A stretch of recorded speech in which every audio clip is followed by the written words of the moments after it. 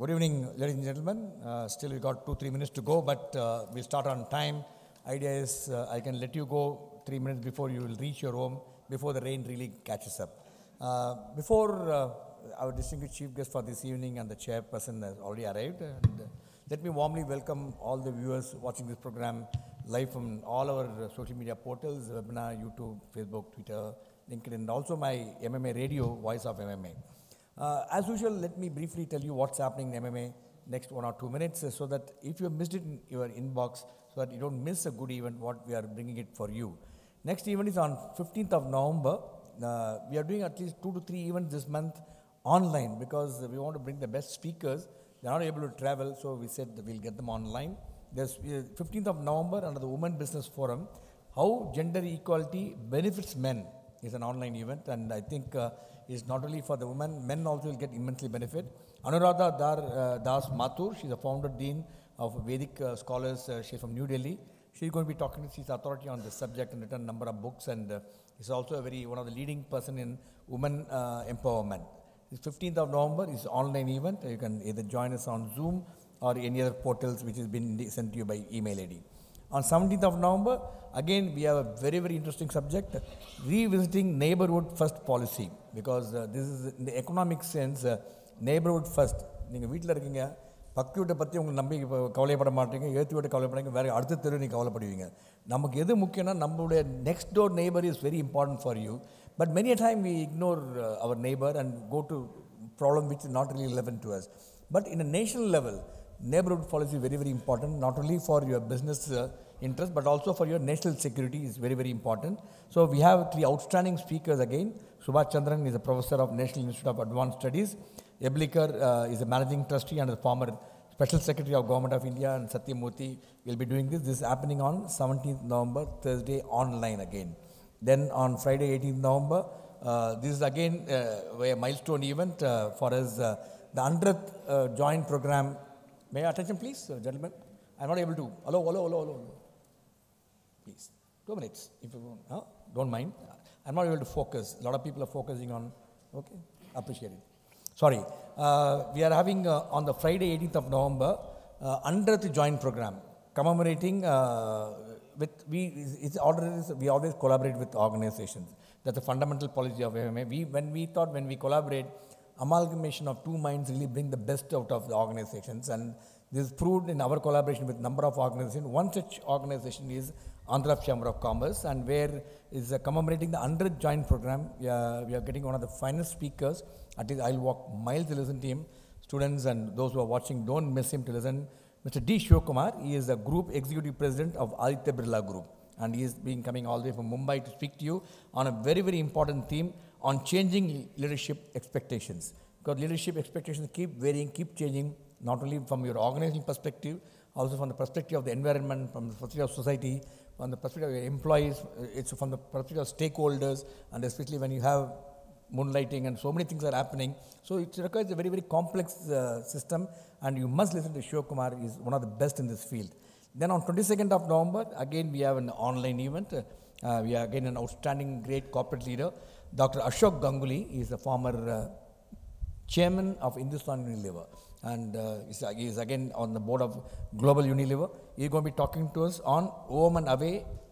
This is a theme which is what is the afterness of Home and Away, what's happening and how you should really get to set. And he is going to also share his how he rose from nothing, from an R&D head to become a chairman of Hindustan Unilever. And we have also 2 distinguished speakers joining us. One is Balraman, former MD of Ponds, and Mr. R. Gopalakrishnan, former executive director of Tata Sons. These are the 2 speakers who are joining us. One last thing before I call upon the speaker to come on the stage is, as usual, Read and Grow is a very popular event of MMA. We do this because we firmly believe if you're not a reader, you're not a leader. So to be a good leader, you have to be a good reader. To be a voracious reader, you'll be an outstanding leader. And what we have is the book on Wiser, Happier, how the world's greatest investors win market and lifestyle, so many things. And our own Sangeeta Sumesh Sharma will be leading the conversation with. Bhavana Asrani is the head of people experience, lifestyle, housing and infrastructure. And Srikanth Srinivasan is the country head of India in assurance. So this is what is happening in the month of November. We have finalized even till February, and you will get to know thing because Till November, most of the events have been finalized. Coming to today's event, we are indeed blessed and I can tell you honored to host the talk by Success Story, how it was done. One of the finest business acumen, one of the finest man who has achieved so much success in his own business, and to listen to him and whatever achievement he has made, he looks so simple, his humility. I think I've been talking to so many speakers online. Many a time I send an SMS, many a time I call. When I call, the person who picks up in two rings, that means I tell him is a person who is very, very sincere. Immediately will call what, how. And one such a person is going to be our chief guest this evening talking to us. Ladies and gentlemen, put your hand together to welcome Mr. Muthu, popularly known as Muthu Annachi, Chairman and CEO of Ideyam Oil. And to chair the session, we have Mr. C.K. Kumaravel, CEO, co-founder of Naturals. May I request you to take your place on dais.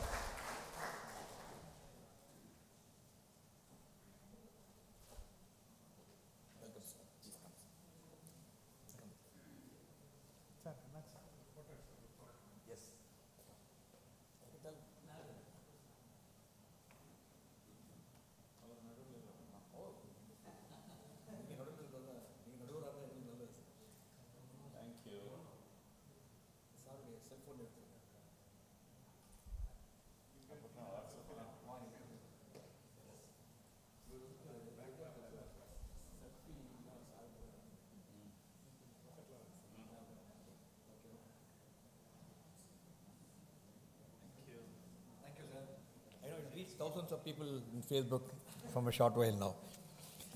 The format of the program this evening is I'll introduce both the speakers formally. Thereafter, our chairman for the session will set the opening remarks and he will lead the conversation with the chief guest this evening. And also, he will also lead the conversation. You can call it even a fireside chat. And we will also request Mr. Muthu to share his very, very inspiring story. And I really urge upon youngsters to see the takeaways will be something phenomenal. I want to tell you in the beginning because you listen to him and it may be a changing moment in your life because some flash really brings in some changing moment in your life. Many things happen to many you don't remember. Maybe some good points what he's going to tell you. The takeaway will be so good, it will be very good. So the format of the program I explained to you. Thereafter, he has agreed to take on questions.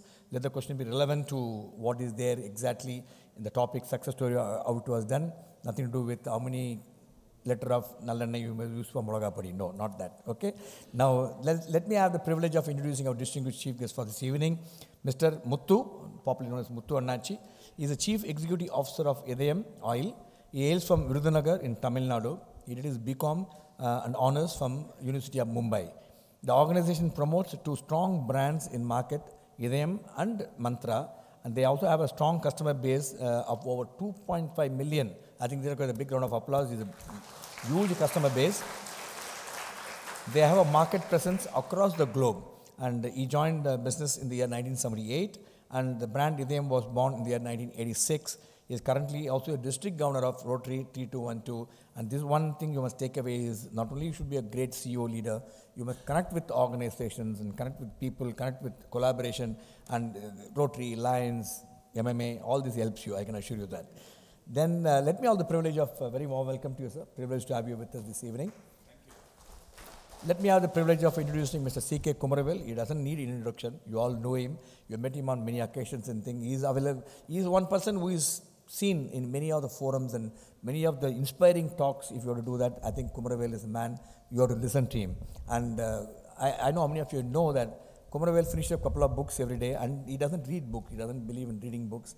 He's got all audio books. You just put them and listen to them. I think I'm a correct, Mr. Kumaravel. That is his thing. You must learn from him. You don't have a habit of reading, just listen. And if you don't have both, don't have to buy anything, just listen to MMA. It's all there, audio. Thousands of audios are available in MMA. You have to take initiative, that's all. Okay.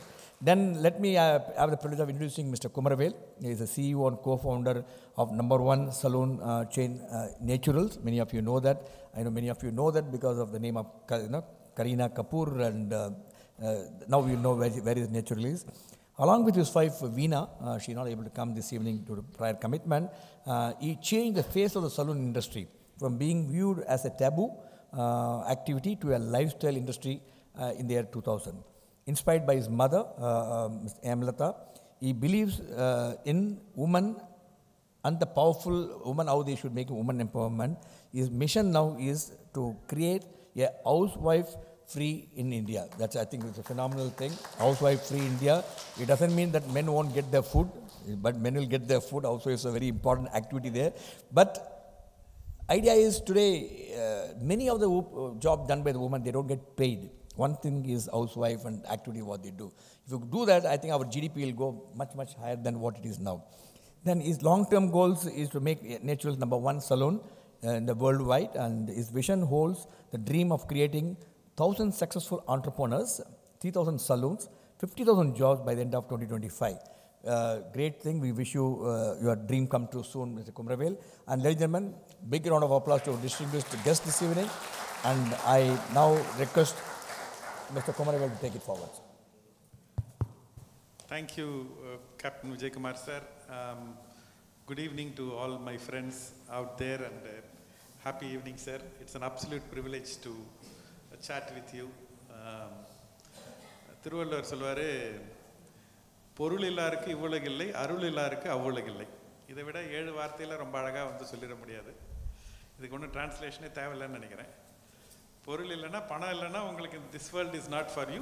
If you don't have divine grace, that world is not for you அப்படின்னு ரொம்ப அழகாக சொல்வார். அவையார் இப்போ இருந்திருந்தாங்கன்னா அறம் செய்ய விரும்புன்னு சொல்லியிருக்க மாட்டாங்க, பொருள் செய்ய விரும்புன்னு சொல்லியிருப்பாங்க. அந்த மாதிரியான ஒரு முக்கியமான காலகட்டத்தில் நம்ம வந்து நகர்ந்துட்டுருக்குறோம். அதில் வந்து உங்களுக்கு வந்து சக்ஸஸ்ஃபுல் ஆண்டர்ப்ரனர் அவர் வந்து முத்து அண்ணாச்சி, அவர் வந்து பேசும்போது அவரை கேட்கும்போதே அது வந்து என்ன சொல்கிறது, தேன் வந்து பாயுது காதி நிலைன்னு சொல்கிற மாதிரி அவ்வளவு அழகாகவும் பொறுமையாகவும் நிதானமாகவும் அதை கருத்தாழத்தோடு பேசுகிற, தமிழில் பேசக்கூடிய ஒரு சில கைவிட்டு எண்ணக்கூடிய ஒரு ஆளுமைகளில் நான் ரொம்ப முக்கியமான ஆளுமையாக கருதுறது முத்து அண்ணாச்சி. நான் நிறையா வந்து சக்ஸஸ்ஃபுல் ஆண்டர்ப்ரனர்ஸ் நான் வந்து பார்த்துருக்குறேன் நான். ஆனால் வந்து வெறி சிலரே வந்து ஹோலிஸ்டிக்காக சக்ஸஸ்ஃபுல்லாக இருப்பாங்க. பணம் சம்பாதிக்கிறது மட்டும் ஒரு பெரிய வந்து சக்ஸஸாக வந்து கருத முடியாது. அது யார் வேணால் பணம் சம்பாதிக்கலாம், அது நிறைய பேர் சம்பாதிச்சிருக்கிறாங்க, அதை பற்றி எனக்கு வந்து இது கிடையாது. ஆனால் வந்து ஒரு பணம் சம்பாதிக்கிற ஒரு ஆண்டர்ப்ரனர் தான் மட்டும் இல்லை, தன்னுடைய வேலை செய்கிறவங்க, தன்னுடைய வந்து குடும்பம், அவங்களுடைய இது, அதுக்கப்புறம் வந்து சமுதாயத்துக்கு ஹெல்ப் பண்ணுறது, இந்த மாதிரி ஒரு ஒரு அடுக்காக பார்த்திங்கன்னா எல்லா அடுக்களையும் வந்து அவருடைய ஸ்டாம்ப் வந்து முத்து அண்ணாச்சியோட ஸ்டாம்ப் இருக்கும். அதுதான் அவருடைய சிறந்த ஒரு ஆளுமையாக நான் பார்க்குறேன் நான். அதுதான் எனக்கு வந்து அவர்கிட்ட பிடிச்ச என்னோட மை பர்சனல் இது இஸ் நாட் ஒன்லி அவருடைய ability to communicate so well, but also able to live a holistic success. இந்த வயசுலேயும் இன்னமும் வந்து அந்த இளைஞர்களாக இருந்து அவங்களுக்கு வந்து ஒரு ரோல் மாடலாக இருந்து கண்டினியூஸாக ஓடிக்கிட்டே இருப்பார். இது வந்து ரெஸ்ட் எடுக்கிறது, இஃப் யூ ரெஸ்ட் யூ ரெஸ்ட்னுவாங்க. அந்த மாதிரி அந்த ரெஸ்ட்டுன்ற வாழ்த்துக்கு rest should not be an objective, it should be ஒரு நெசசிட்டியாக இருக்கணும். நல்லா வேலை செஞ்சோம், அதுக்கப்புறம் நம்ம ரெஸ்ட் எடுத்து தூங்கணும்னா அது ரெஸ்ட்டுக்கு அர்த்தம் இருக்குது. நான் ரெஸ்ட் எடுக்கணுன்னே நம்ம வந்து காலையில் Monday to Friday, thank God it's Friday இப்படின்ற மாதிரி ரெஸ்ட் எடுக்கிறது, நம்ம ஐ வாண்ட் டு சில் இப்படின்னு சொல்லி இன்றைக்கி வந்து தவறாக இன்னைக்கு யங்ஸ்டர்ஸ் அது ஒரு ரெஸ்ட்டே ஒரு அப்ஜெக்டிவ் ஆகிடுச்சு. அந்த மாதிரி அப்ஜெக்டிவ் ஆகிட்டு இருக்கிற காலகட்டத்தில் இன்றைக்கும் வந்து அவர் ஓடிக்கொண்டே இருக்கிறார், கிளாக் மாதிரி ஓடிட்டே இருப்பார். அது மட்டுமல்ல, அவருக்காக மட்டுமல்ல, அவர் சமுதாயத்துக்காகவும் ஓடுவார். காந்தி வந்து ரொம்ப அழகாக சொல்வார், சமுதாயத்தின் நலனில் தான் தனி மனிதனின் நலமும் அடங்கி இருக்கிறது அப்படின்னு சொல்லிட்டு. இன்றைக்கி வந்து இந்தியாவில் பெரிய பிரச்சனை என்ன பார்த்தாங்கன்னா, தனி மனிதர்கள் மேலே வந்துட்டாங்க, சமுதாயம் மேலே வந்துடுச்சா அப்படின்னு சொன்னால் அங்கே ஒரு கொஸ்டின் மார்க் தான் இருக்குது. அந்த மாதிரி கொஸ்டின் மார்க்கை வந்து ஒரு சில பேரால் தான் அதை வந்து சால்வ் பண்ண முடியும். அதாவது if you are not a part of the problem, if you are not a part of the solution, then you are a part of a problem. அந்த ப்ராப்ளத்தை வந்து இருக்கிறோமா, நம்ம சொல்யூஷனில் இருக்கிறோமா அப்படின்னு பார்க்கணும்னா முத்து அண்ணாச்சி வந்து அந்த சொல்யூஷனில் இருப்பார். அது வந்து அவர் ரோட்டரியில் இருக்கிறதா இருக்கலாம், இல்லைன்னா என்னுடைய நண்பர்கள் சிவா அண்டு சாவித்ரி அவங்களுடைய ஃபேமிலி ஃபெஸ்ட் அந்த ப்ரோக்ராம் அவர் வந்து இது பண்ணுறதா இருக்கலாம். எப்பவும் அவருக்கு தெரிஞ்சதை, அதாவது ஒரு ஃபில்டரே இல்லாமல் எல்லாருக்கும் வந்து ஷேர் பண்ணணும் அப்படின்ற, அதாவது அந்த மனநிலை தான் வந்து ரொம்ப முக்கியமான ஒரு நமக்கெல்லாம் கிடைச்ச கிஃப்டா அப்படின்னு நினைக்கிறேன் நான். ஒரு சில பேர்லாம் வந்து அவங்க வந்து ஒரு லைப்ரரி மாதிரி, அவங்களோட வாழ்க்கையை வந்து நம்ம கேட்டோம்னாவே ஒரு லைப்ரரிக்குள்ளே சேர்ந்து நம்ம புக்கு படித்த மாதிரி, அந்த அளவுக்கு வந்து ஒரு லைஃப் இஸ் என்ரிச்டு லைஃப் அப்படின்னு சொல்லுவாங்க. அந்த அளவுக்கு அடர்த்தியான ஒரு லைஃபு. சில பேர் நானும் வந்தேன் நானும் போனேன்னு சொல்லி ஸ்டாட்டிஸ்டிக்கல் என்டிட்டியாக இருப்பாங்க. சில பேரோட லைஃப் வந்து அந்த அடர்த்தியாக என்ரிச்டு லைஃபாக இருக்கும். அந்த மாதிரி என்ரிச்டு லைஃபு, அந்த மாதிரியான ஒரு சக்ஸஸ்ஃபுல் பர்சன். அவர்கிட்டேருந்து அவருடைய ஜேர்னியை வந்து ட்ராக் பண்ணி அவரோட பேசுகிறதுக்கு அந்த வாய்ப்பு கொடுத்த எம்எம்ஏக்கும் உங்களுடைய எல்லாருக்கும் வந்து எம்எம்ஏ சார்பாகவும் உங்கள் சார்பாகவும் நான் இந்த நேரத்தில் வாழ்த்துக்களை தெரிவிச்சுக்கிறேன். நன்றியை. முதல்ல என்னுடைய கொஸ்டின் சார், நான் வந்து குவிக்லி நான் வந்து போகாமல் உங்களுடைய சைல்ட்ஹுட் அதிலேருந்தே ஆரம்பிப்போம். உங்களுடைய சைல்ட்ஹுட் விருதுநகர் காமராஜரோட ஒரு ரொம்ப மன மகிழ்ச்சியாக இருக்குது. ஏன்னா மெட்ராஸ் மேனேஜ்மெண்ட் அசோசியேஷன் அப்படின்னா ஒரு மிகப்பெரிய நிறுவனம். அந்த நிறுவனத்தில் என்னை அழைத்து வெற்றி கதை சொல் என்று சொல்லியிருக்கின்றார்கள். இது என்ன பெரிய பாக்கியம். மனப்பூர்வமான நன்றி. நம்ம குமரவேல் தம்பி தான் எனக்கு நிச்சயமாக. அண்ணன் குமரவேல்னு சொல்லக்கூடாது. நீங்கள் பிறந்த வருஷம் 65. ரொம்ப சின்ன தம்பி தான்.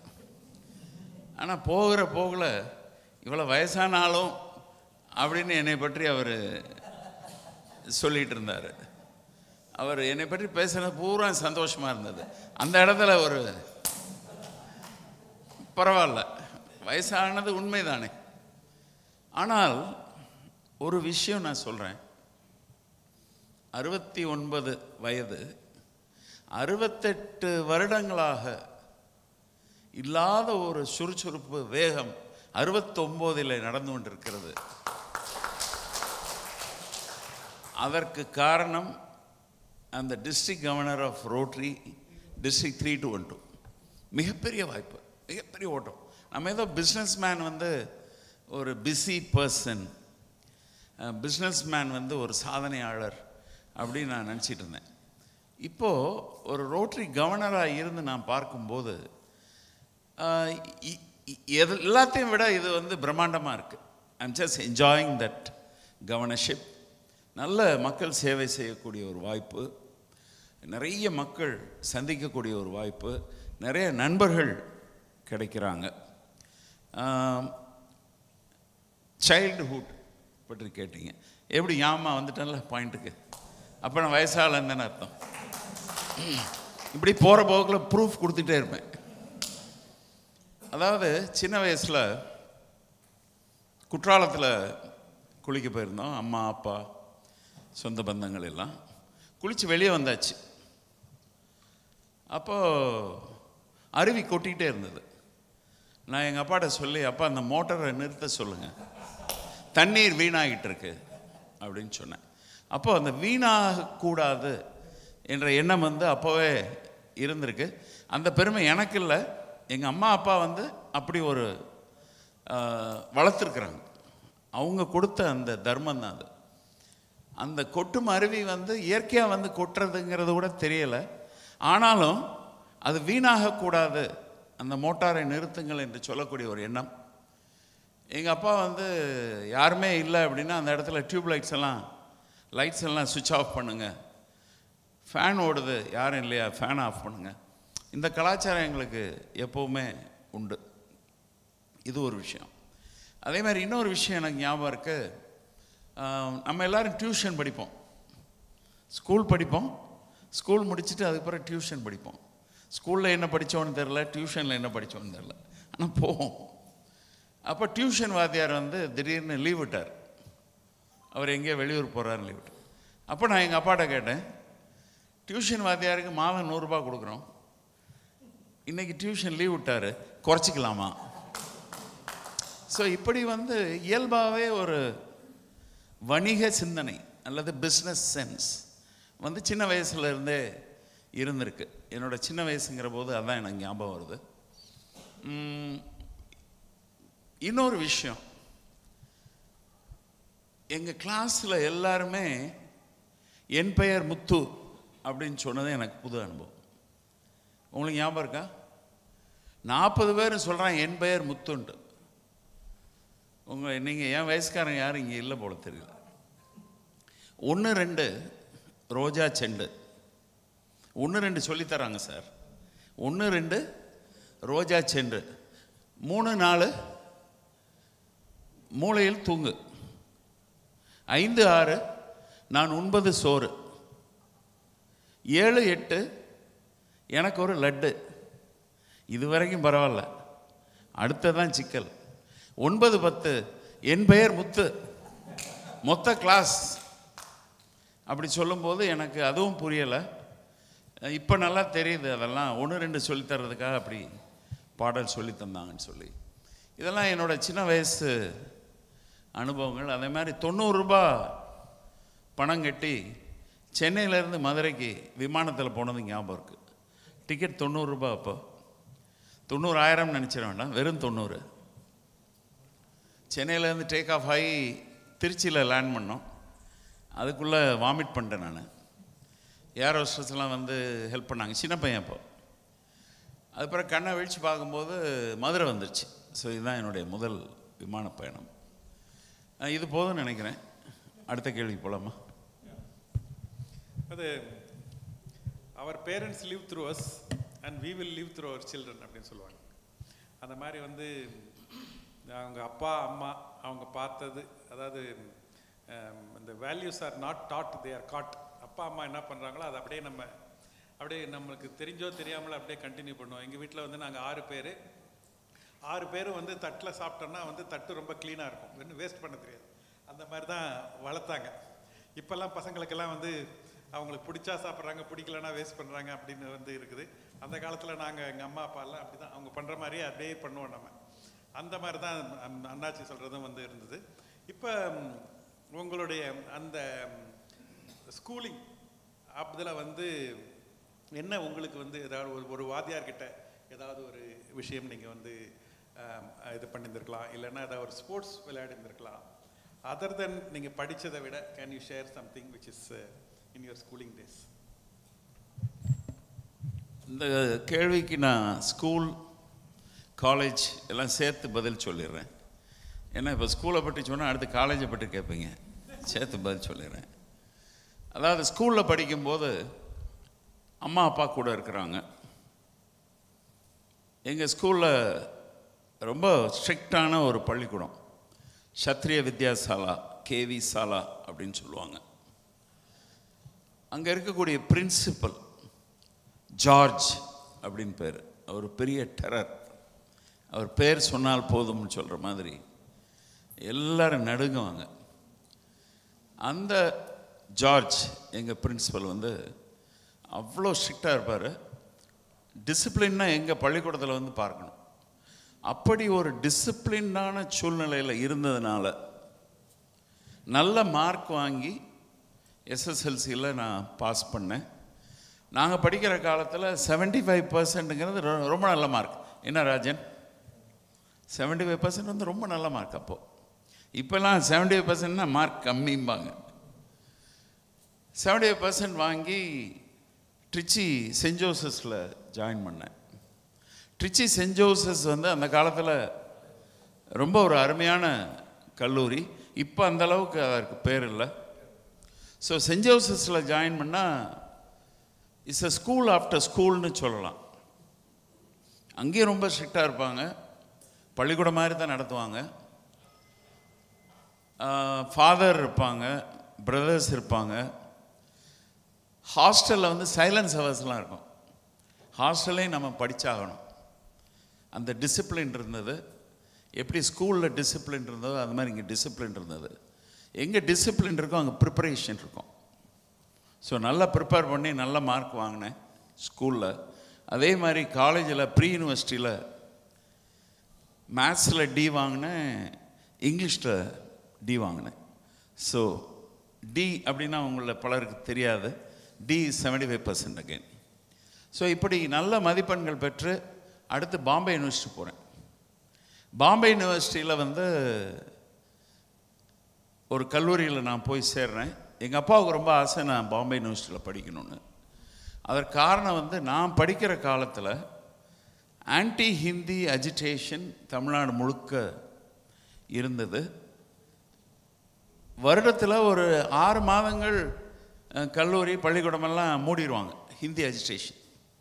அப்போ நீ இங்கே இருந்தால் சரியாக வராது, நீ வட இந்தியாவில் போய் படித்தா ஹிந்தி படிக்கலாம், ஆங்கிலம் பேசலாம், இந்த தமிழ் வாழ்கங்கிற குரூப்பில் இருந்து தப்பிச்சிருக்கலாமே அப்படின்னு சொல்லி என்னை அங்கே அனுப்பிச்சி வச்சாங்க. ஆனால் நான் போய் சேர்ந்த பள்ளிக்கூடம் கல்லூரி ரொம்ப டிசிப்ளின் கிடையாது. அங்கே வந்து கிளாஸ் ரூம் எப்போவுமே திறந்தே இருக்கும், எப்போ யார் வேணாலும் எழுந்து வெளியே போகலாம். ஹாஸ்டலில் ஜன்னலில் கிரில் கிடையாது. ஸோ ஜன்னல் வழியாக உள்ளே போகலாம், ஜன்னல் வழியாக வெளியே போகலாம். அந்தளவுக்கு ஒரு தாராளமான ஒரு சூழ்நிலை. ஸோ டிசிப்ளின் இல்லை நண்பர்களே. ஒவ்வொரு வெள்ளிக்கிழமையும் என்ன நடக்கும்? காலையில் ஹிந்தி படம் ரிலீஸ் ஆகும். ஒவ்வொரு வெள்ளிக்கிழமையும் ஹிந்தி படம் ரிலீஸ் ஆகும், சினிமா போயிடுவோம்.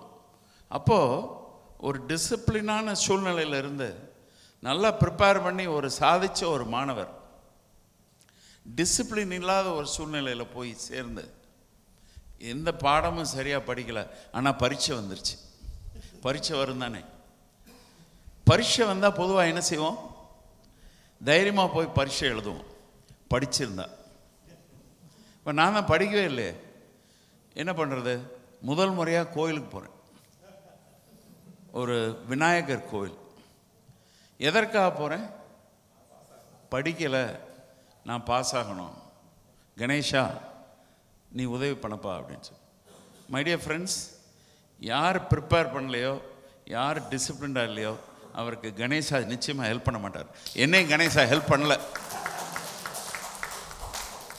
75% எஸ்எஸ்எல்சி, 75% ப்ரீ யூனிவர்சிட்டியில் வாங்கினேன்னா இன்டர்மீடியட்டில் போய் ஃபெயில் ஆனேன் பாம்பேயில். ஸோ இதுதான் என்னுடைய அனுபவம். இதன் மூலமாக பாடம் வந்து எங்கே டிசிப்ளின் இருக்கோ அங்கே தான் ப்ரிப்பரேஷன் இருக்கும். எங்கே ப்ரிப்பரேஷனும் டிசிப்ளின் இருக்கோ அங்கே வெற்றி இருக்கும். டிசிப்ளினும் ப்ரிப்பரேஷன் இல்லாத இடத்துல தோல்வி. அதற்கு நானே உதாரணம். Thank you. Thank you sir. So well sir.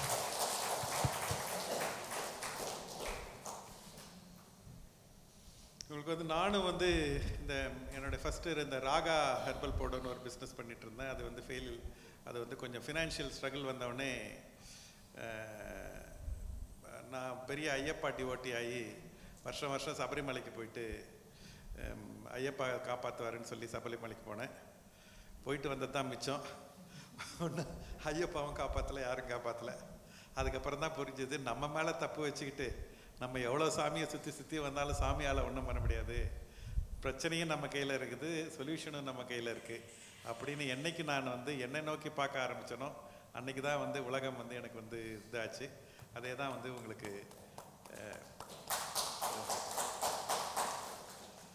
So sir, உங்களுக்கு வந்து எல்லாருக்கும் வந்து அம்மா அப்பா பேரண்ட்ஸ் வந்து ரொம்ப பெரிய இன்ஃப்ளூயன்ஸாக இருந்திருப்பாங்க.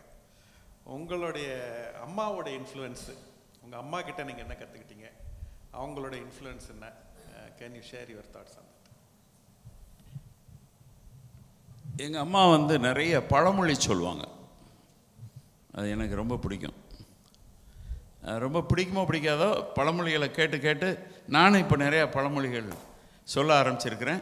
புது மொழி எழுத ஆரம்பிச்சிருக்கிறேன். நீங்கள் பழமொழி தான் கேள்விப்பட்டிருப்பீங்க. நான் இப்போ போகிற போக்கில் புதுமொழியெல்லாம் சொல்லுவேன். எங்கள் அம்மா சொல்லி கொடுத்த பழமொழி வந்து பொறுத்தால் பூமி ஆழ்வார். கேள்விப்பட்டிருக்கீங்களா? பொறுத்தால். ஏன்னா சில பழமொழி வட்டார பழமொழிகளாக இருக்கும், எங்கள் ஊரில் இருக்கும், உங்கள் ஊரில் இருக்காது. ஸோ பொறுத்தால் பூமி ஆழ்வார் சொல்லுவாங்க. பொய் சொன்ன வாய்க்கு போஜனம் கிடைக்காதுன்னு சொல்லுவாங்க. உண்மையாக இருக்கணும், பொய் சொல்லக்கூடாதுங்கிறது ஒரு விதம். அதை ஒரு பழமொழி சொல்லி சொல்கிற போது அதற்கு வெயிட்டு கூட.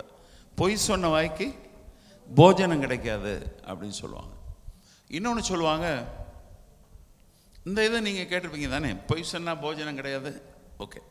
அடுத்து இன்னொன்று சொல்லுவாங்க, துஷ்டனை கண்டால் தூர விலகும்பாங்க. சில நேரங்களில் என்ன சொல்லித்தராங்கன்னா, துஷ்டனை எதிர்த்து நிற்கணும், முட்டி மோதணும். அது பாரதியார் சொல்கிறது. ஆனால் எங்கள் அம்மா சொன்னது துஷ்டனை கண்டால் தூர விலகு. அதைத்தான் நான் செஞ்சிட்ருக்கிறேன்.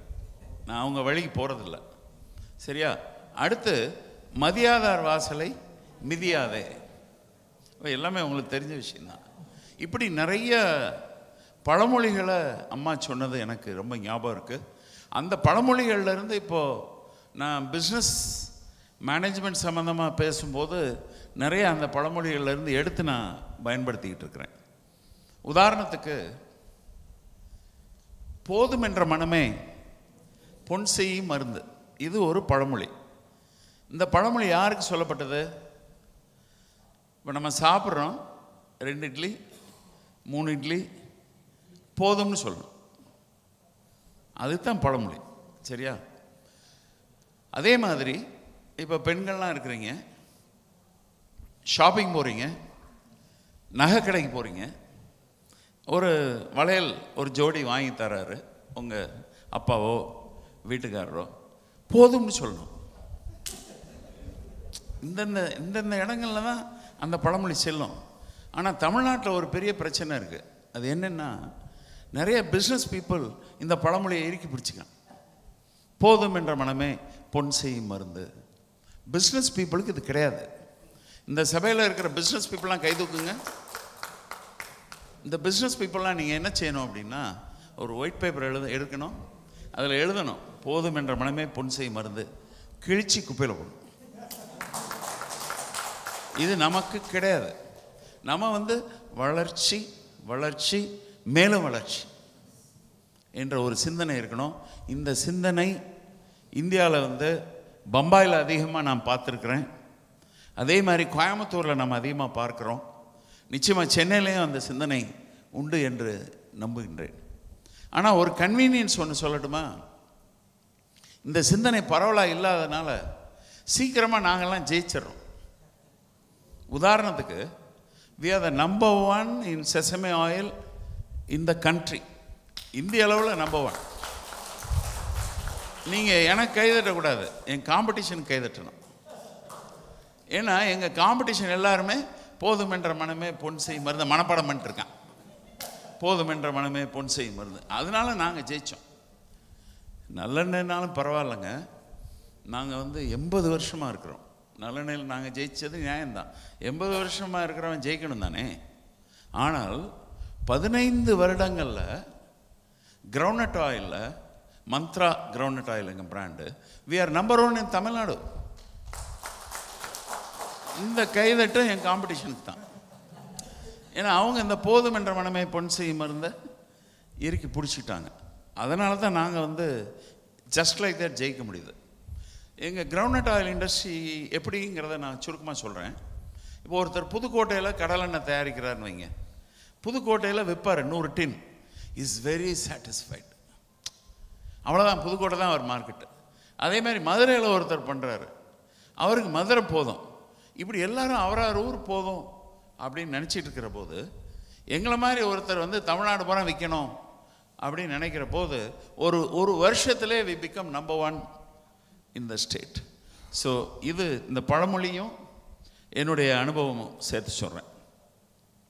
அதே மாதிரி மேனேஜ்மெண்ட் டாக்கில் நிறைய நான் பேசும்போது ரொம்ப ரசித்து நான் சொல்கிற இன்னொரு பழமொழி, கரும்பு தின்ன கூலியா. ஒரு சிலர் நான் பேசி கேட்டிருக்கலாம், கரும்பு தின்ன கூலியா என்ன அர்த்தம்? சிதம்பரம், ஆஹா ஆஹா, சிதம்பரம், வாழ்க சிதம்பரம். கரும்பு தின்ன கூலியா அப்படின்னா, நமக்கு பிடிச்ச காரியத்தை செய்கிறதுக்கு நமக்கு சம்பளம் வேண்டியதில்லை. இப்போது என்ற பணியாளர் ஒருத்தர் இருக்கிறாரு, டே கரும்பு சாப்பிட்றா அப்படின்னா, அண்ணே கரும்பு சாப்பிட்டா எவ்வளோ தருவீங்க அப்படின்னு நான் கேட்க மாட்டான். அதைத்தான் அப்படி சொல்லியிருக்கிறாங்க, கரும்பு தின்ன கூலியா. நண்பர்களே, அந்த பழமொழி நான் மாற்றிட்டேன். கரும்பு தின்னணும், கூலி வாங்கணும். இப்போ இது விஷயத்தை கேளுங்க.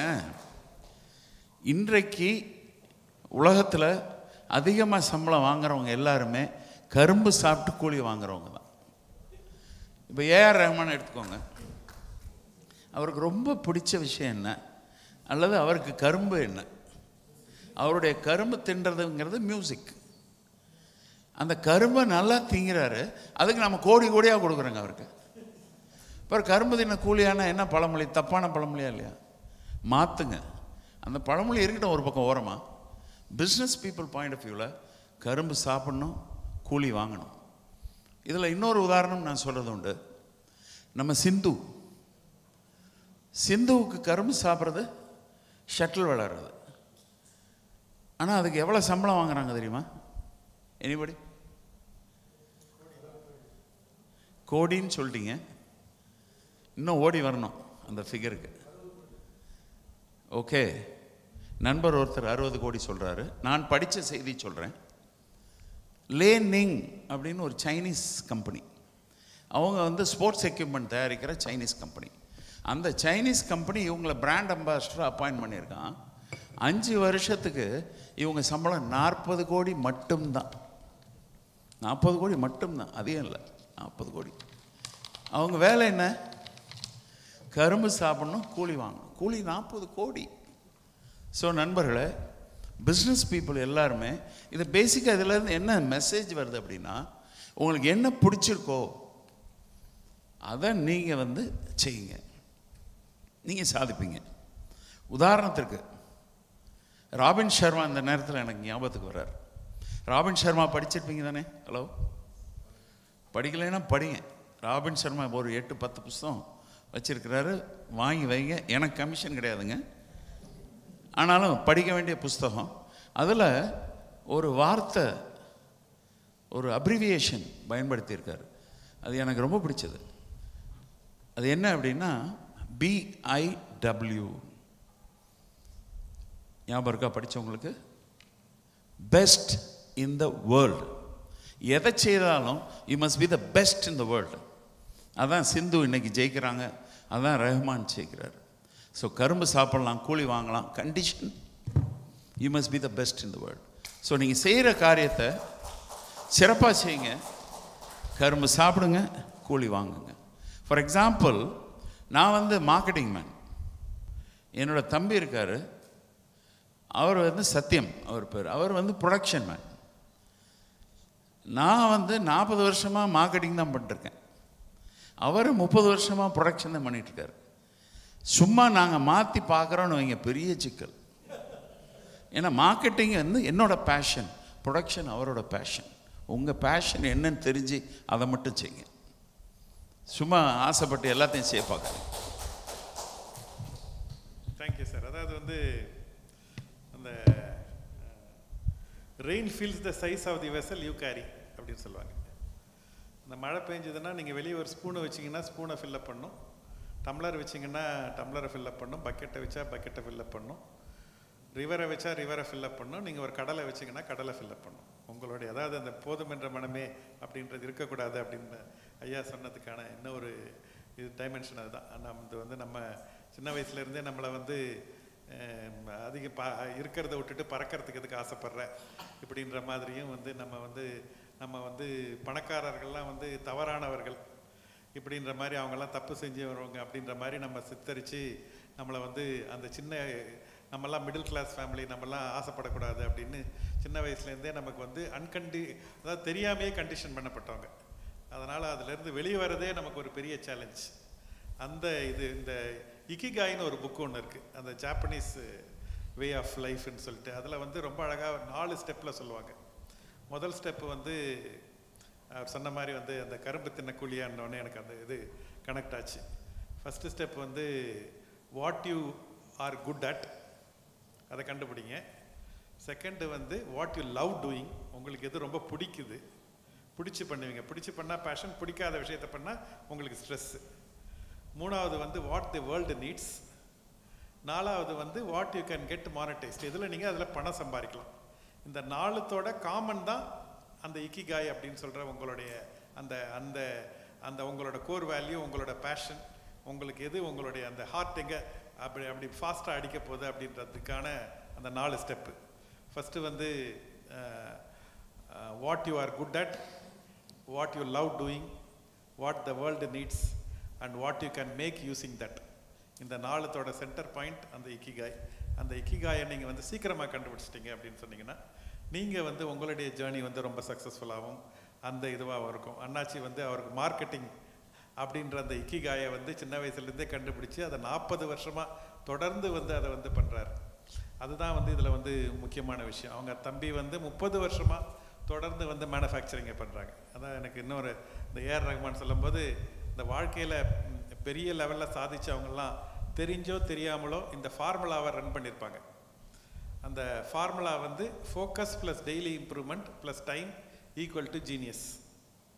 Focus Focus is your ability to say yes to the one thing and the discipline to say no to the 99 distractions. If you chase 2 rabbits, you will catch neither. Identify the rabbit you want to catch. You can change the method of catching the rabbit, but you should not change the rabbit. அதுதான் வந்து ரொம்ப முக்கியமான அந்த focus அப்படி இருக்கணும். 40 வருஷமாக marketing, 40 வருஷமாக நல்லெண்ணெய், 40 வருஷமாக அவங்க அந்த இது அப்படி இருந்ததுனால தான் வந்து அவங்களால இந்த இடத்துக்கு ரீச் பண்ண முடியுது. செகண்ட் வந்து டெய்லி இம்ப்ரூவ்மெண்ட். இன்றைக்கி வந்து ஃபோக்கஸ் பண்ணி இவர் மாதிரி சொன்ன மாதிரி நிறைய பேர் நல்லெண்ணெய் வியாபாரிகள் இருக்கிறாங்க. ஆனால் அதில் அவங்க டெய்லி இம்ப்ரூவ் பண்ணல. அதே இடத்துல நின்று திரும்ப திரும்ப நல்லெண்ணெயை வித்துட்டு இருந்தால் அவங்க சின்ன வியாபாரி ஆகிடுவாங்க. அதில் நீங்கள் டெய்லி இம்ப்ரூவ் பண்ணுறீங்களா? அன்றைக்கி விருதுநகரில் ஆரம்பித்தோம், அதுக்கடுத்து மதுரைக்கு வந்தோம், அப்புறம் தமிழ்நாடுக்கு வந்தோம், இப்போ இந்தியா ஃபுல்லாக நம்பர் 1 ஆக்கியிருக்கோம். அப்படின்றது தான் அந்த daily improvement. It is not important to be busy. So are the ants. The question is what are you busy about? எறும்பு கூட தான் பிஸியாக இருக்குது. நம்ம பிஸியாக இருக்கிறோன்னு என்ன செய்கிறோம், இம்ப்ரூவ் ஆகிறோமா அப்படின்றது தான் முக்கியமான கொஸ்டின். 3வது டைம். அந்த டைம் தான் அந்த ஆண்டர்ப்ரனர்ஸ்க்கெல்லாம் வந்து பொறுமையே இருக்காது. அவங்க they are always in a Hari. Over night Obama ஆகிறது எப்படி அப்படின்னு வந்து புக்கு போடலாம். இந்த ஆண்டர்ப்ரனருடைய லைஃப்பை பார்த்தீங்கன்னா அதுலேயும் வந்து அந்த டைம் கொடுக்க மாட்டாங்க. அதாவது baby requires 9 months and 1 week. Even if you marry 9 women, you can make baby in 1 month. அந்த டைமை கொடுக்காம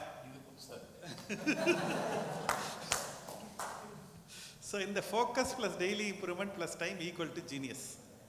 இது எல்லாருடைய வாழ்க்கையை நீங்கள் பார்த்தீங்கன்னா வாழ்க்கையில் வெற்றி பெற்றவங்கலாம் தெரிஞ்சோ தெரியாமலோ பண்ணுவாங்க. அதை நீங்கள் தெரிஞ்சு ஃபார்முலாவாக்குனீங்கன்னா எல்லாரும் வெற்றி பெற முடியும். ஏன்னா ஃபார்முலா வந்து முத்து அண்ணாச்சி, CKK, பில் கேட்ஸு யாருன்னு ஒன்று அது கவலைப்படாதது. அது யார் ஃபார்முலா யூஸ் பண்ணாலும் ஒர்க் ஆகும். அதுதான் அந்த ஃபார்முலாவோட மிகப்பெரிய இது. அந்த ஃபார்முலா வந்து நீங்கள் வந்து எல்லோரும் யூஸ் பண்ணணும் அப்படின்றது என்னுடைய இது. I come to the next question. Sir, இப்போ வந்து நீங்கள் வந்து படித்து முடிச்சாச்சு, நீங்கள் பாம்பே போயாச்சு, நீங்கள் வந்து அங்கேருந்து திரும்ப வந்துட்டீங்க உங்கள் ஊருக்கு. எப்போ வந்து பிஸ்னஸுக்கு எப்படி வந்தீங்க? அப்போ பிஸ்னஸ் எந்த களத்தில் இருந்தது? எப்படி இந்த நல்லெண்ணெய் பிஸ்னஸுக்கு நீங்கள் எப்படி வந்தீங்க? அதை வந்து இந்த பிஸ்னஸோடைய உங்களோட எங்கே யார் ஆரம்பித்தாங்க? நீங்களா, உங்கள் அப்பாவா, எப்படி வந்தது? எங்கள் ஃபேமிலி 1940 அதற்கு முன்னாடி கமிஷன் பிஸ்னஸ் பண்ணிகிட்டு இருந்தாங்க. கமிஷன் பிஸ்னஸ் கொலம்போவில் அவங்களுக்கு கடை இருந்தது, ரங்கூனில் கடை இருந்தது, பிரிட்டிஷ் பீரியடில். ஆமாம், ரங்கூன் இப்போ யாங்கூன் அதுக்கு பேர். ஓகே, கொலம்போ, ரங்கூன், கராச்சி, பாம்பே இந்த ஊர்களெல்லாம் அவங்க பிஸ்னஸ் பண்ணிகிட்டு இருந்தாங்க. ரங்கூனில் பிஸ்னஸ் பண்ணும்போது ஒரு சம்பவம். ஜாப்பனீஸ் வந்து பம்பார்ட் பண்ணுறாங்க பர்மாவை, ரங்கூனை. அப்போது ரங்கூனில் இருக்கக்கூடிய இந்தியன் பிஸ்னஸ்மேன்லாம் இந்தியா போங்கன்னு சொல்லிட்டாங்க, பிரிட்டிஷ். ஸோ எங்கள் குடும்பத்தை சேர்ந்தவங்களும் இந்தியா வந்துட்டாங்க, எங்கள் ஏஜென்ட்ஸ். அது மட்டும் இல்லை, பிரிட்டிஷ் கவர்மெண்ட் என்ன சொன்னாங்கன்னா, ரங்கூன் இன்கம் காட்ட வேண்டாம், ரங்கூன் இன்கம்மை வந்து டேக்ஸ் காட்ட வேண்டாம். ஏன் காட்ட வேண்டாம்? ரங்கூனை விட்டு ஓடி வந்தாங்க இல்லையா, அப்போ கணக்கு புத்தகத்தெல்லாம் எடுத்துகிட்டு ஓடி வர முடியாது. அப்போ எங்கள் பெரியவங்க என்ன சொல்லியிருக்காங்கன்னா, ரங்கூன் பிஸ்னஸோட அக்கௌண்ட் காப்பி விருதுநகரில் அப்படியே இருக்குது, அதனால் நாங்கள் ரங்கூன் இன்கம்மை ரிட்டர்ன் பண்ணி அதுக்கு டேக்ஸ் கட்டுறோம் அப்படின்னு சொன்னவங்க எங்கள் முன்னோர்கள். இந்த கைதட்டல் பிரிட்டிஷ் அரசாங்கத்துக்கும் போகுது. ஏன்னா அவங்க டேக்ஸ் கொஞ்சம் நியாயமாக இருந்திருக்குமா நம்ம தெரில. பட் இப்போ நம்ம டேக்ஸும் ரொம்ப நியாயமாக ஆயிடுச்சின்னு நான் சொல்லுவேன். நம்ம இன்கம் டேக்ஸ் எல்லாம் வெரி ரீசனபிள் now. சரியா? சரி, இப்படி ஒரு பாரம்பரியம் வந்து எங்கள் முன்னோர்கள் நாணயம், நேர்மை அதில் வந்து ரொம்ப முக்கியமாக இருந்திருக்கிறாங்க. எங்கள் அப்பா வந்து, அவங்க அப்பா இறந்த உடனே எங்கள் வீட்டில் அவங்க படத்தை வச்சு அந்த படத்துக்கு மாலை போட்டு, அதாவது எங்கள் தாத்தா படத்துக்கு மாலை போட்டு, எங்கள் அப்பா வந்து முன்னால் ஒரு 3 வார்த்தைகள் வச்சாங்க. அந்த 3 வார்த்தைகள் தான் எங்கள் தாத்தாவோட மெசேஜ் எங்கள் அப்பாவுக்கு, எங்கள் அப்பாவோட மெசேஜ் எங்களுக்கு. இப்போ என்னோட மெசேஜ் உங்களுக்கு அந்த 3 வார்த்தைகள், அந்த 3 வார்த்தைகள் உண்மை, மீதி நீங்கள் சொல்லிடுவீங்கன்னு நினைக்கிறேன். உழைப்பு, உயர்வு. எங்கே உண்மையும் உழைப்பும் இருக்கோ உயர்வு நிச்சயம். இதுதான் அவங்க அப்பா சொல்லி கொடுத்ததா எங்கள் அப்பா எங்களுக்கு சொல்லி கொடுத்தாங்க. ஸோ இது ஒரு பின்னணி. இப்போது பிஸ்னஸுக்கு நான் வரும்போது என்ன நிலைமை அப்படின்னாங்க, முன்னோர்கள் என்ன செய்தாங்கங்கிறத சுருக்கமாக நான் சொன்னேன். எங்கள் பிஸ்னஸ் வந்து கமிஷன் ஏஜென்சி பிஸ்னஸ் 1940க்கு முன்னாடி. அப்போது வட இந்தியாவிலேருந்து நவதானியங்கள் விருதுநருக்கு வரும். பிரின்சிபல் வட இந்தியாவில் இருப்பாங்க, நாங்கள் ஏஜென்ட்டு. பிரின்சிபல் என்ன விலை சொல்கிறாரோ அந்த விலைக்கு நாங்கள் விற்போம். எங்களுக்கு இன்கம் வந்து சரக்கு வந்தோடனே பணம் அனுப்புவோம் 80%. பணம் அனுப்புறதுக்கு எங்களுக்கு வட்டி கிடைக்கும். சரக்கை எங்கள் குடோனில் இறக்கி வச்சுருப்போம், அதற்கு எங்களுக்கு வாடகை கிடைக்கும். சரக்கை இறக்கி வச்சதுக்கு வாடகை. அடுத்தது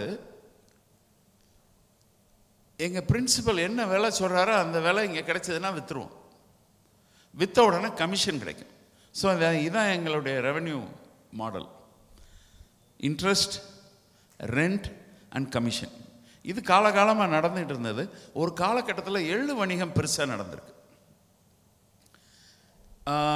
விருதுநகரில் ஒருத்தர் நல்லெண்ணெய் தயாரிப்பாளர் ஒருத்தர் பெருசாக நல்லெண்ணெய் பண்ணிகிட்டு இருந்தார். அவருக்கு நாங்கள் எள்ளு விற்கிறதுனால எங்களுக்கு நிறையா கமிஷன் கிடச்சிக்கிட்டு இருந்தது. திடீர்னு ஒரு நாள் வந்து அவருடைய பொருளாதார சிக்கல் வந்துருச்சு அந்த நல்லெண்ணெய் தயாரிப்பாளருக்கு.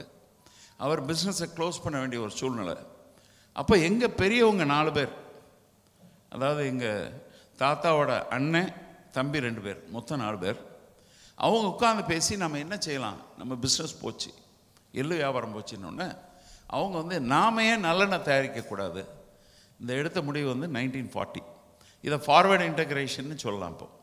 ஸோ அதை வந்து 1940 அவங்க யோசித்து அப்போ தான் இந்த பிஸ்னஸ்க்குள்ளே நாங்கள் வரோம். ஸோ 1940 இன்றைக்கி வரைக்கும் அந்த பிஸ்னஸில் இருக்கிறோம். 1943 வரைக்கும் எங்கள் தாத்தாலாம் சேர்ந்து பிஸ்னஸ் பண்ணாங்க. இந்த இடத்துல நான் எங்கள் தாத்தா ஒருத்தர் பேர் சொன்னால் உங்களுக்கு ரொம்ப பரிச்சயமாக இருக்கும். எங்கள் தாத்தாவில் 4 பேரில் ஒருத்தர் தான் விவிடி. ஸோ த பாப்புலர் விவிடி வந்து எங்கள் ஃபேமிலி தான். ஸோ விவிடி கோகனட் ஆயில்னு அவங்க எல்லாருக்கும் தெரியும். இன்ஃபேக்ட் எங்கள் குரூப்பில் இருந்து முதல்ல வந்த பிரசித்தி பெற்ற பிராண்டுனா விவிடி தான். நாங்கள்லாம் பின்னாடி தான். ஓகே. தென் எங்கள் ஃபேமிலியிலேருந்து ஆனந்தம் நல்லெண்ணெய் என்ற பெயரில் நாங்கள் செய்தோம். 1986 வரைக்கும் ஆனந்தம் நல்லெண்ணெய். 86 ஃபேமிலி பார்ட்டிஷன். அப்போது எங்கள் பெரியப்பா பேர் வந்து ஆனந்தம். அப்போது ஆனந்தம் நல்லெண்ணெய் நாங்கள் கிளைம் பண்ணுறதுல அர்த்தம் இருக்காதுன்னு சொல்லிட்டு எங்கள் அப்பா வந்து அந்த பிராண்டு நமக்கு கிடையாதுப்பா, புதுசாக ஒரு பிராண்டு யோசிங்க அப்படின்னு சொல்லி சொன்னாங்க. ஆனந்தம் நல்லெண்ணெய்க்கு நாங்கள் ஒரு ஸ்லோகன் வச்சுருந்தோம், பஞ்ச் லைன், இதயத்திற்கு இதமானது ஆனந்தம் நல்லெண்ணெய் அப்படின்ட்டு.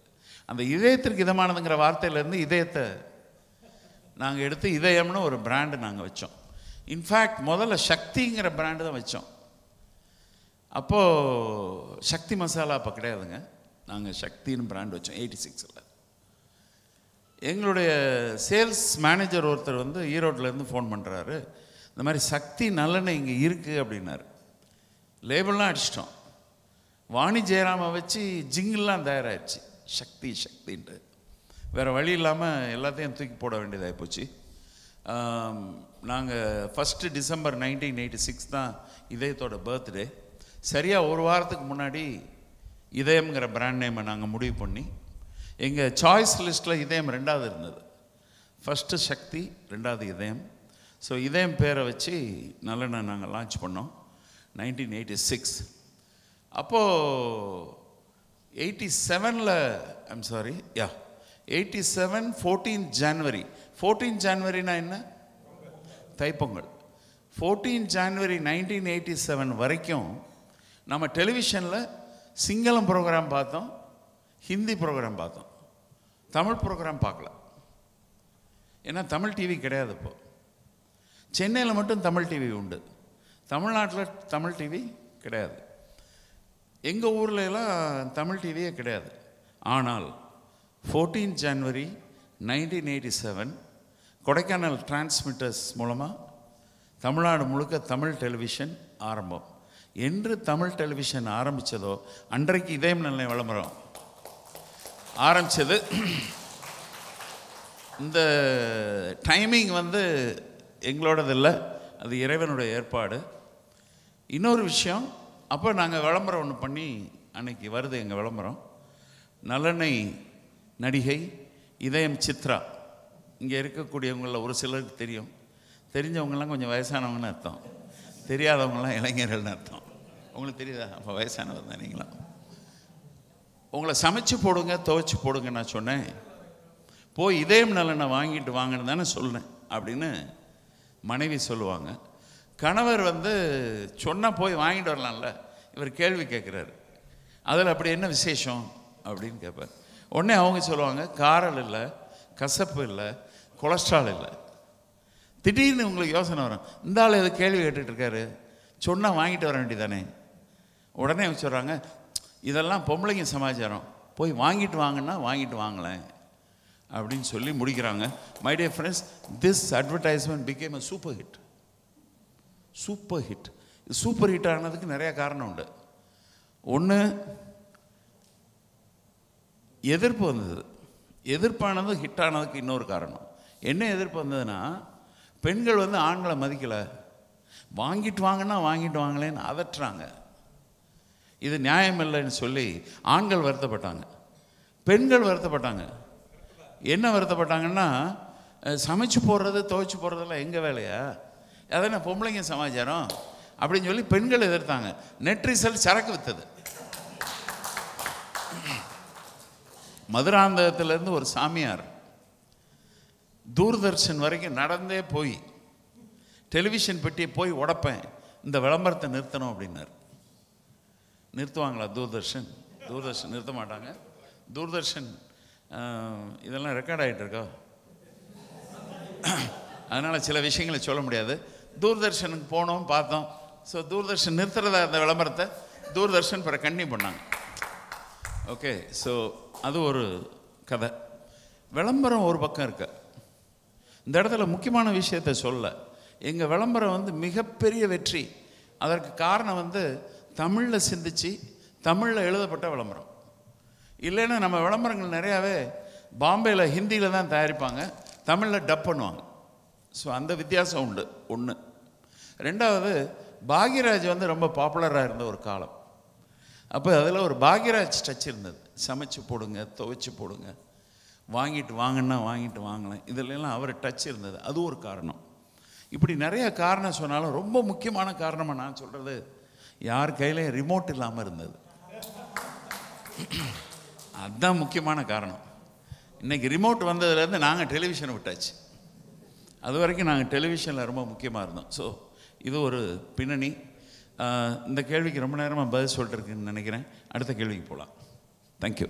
அது வந்து உங்களுக்கு எள்ளு எண்ணெய் வந்து வாங்குறவங்க வந்து அந்த வாங்கிறத நிறுத்தினது ஒரு பெரிய பிரச்சனை.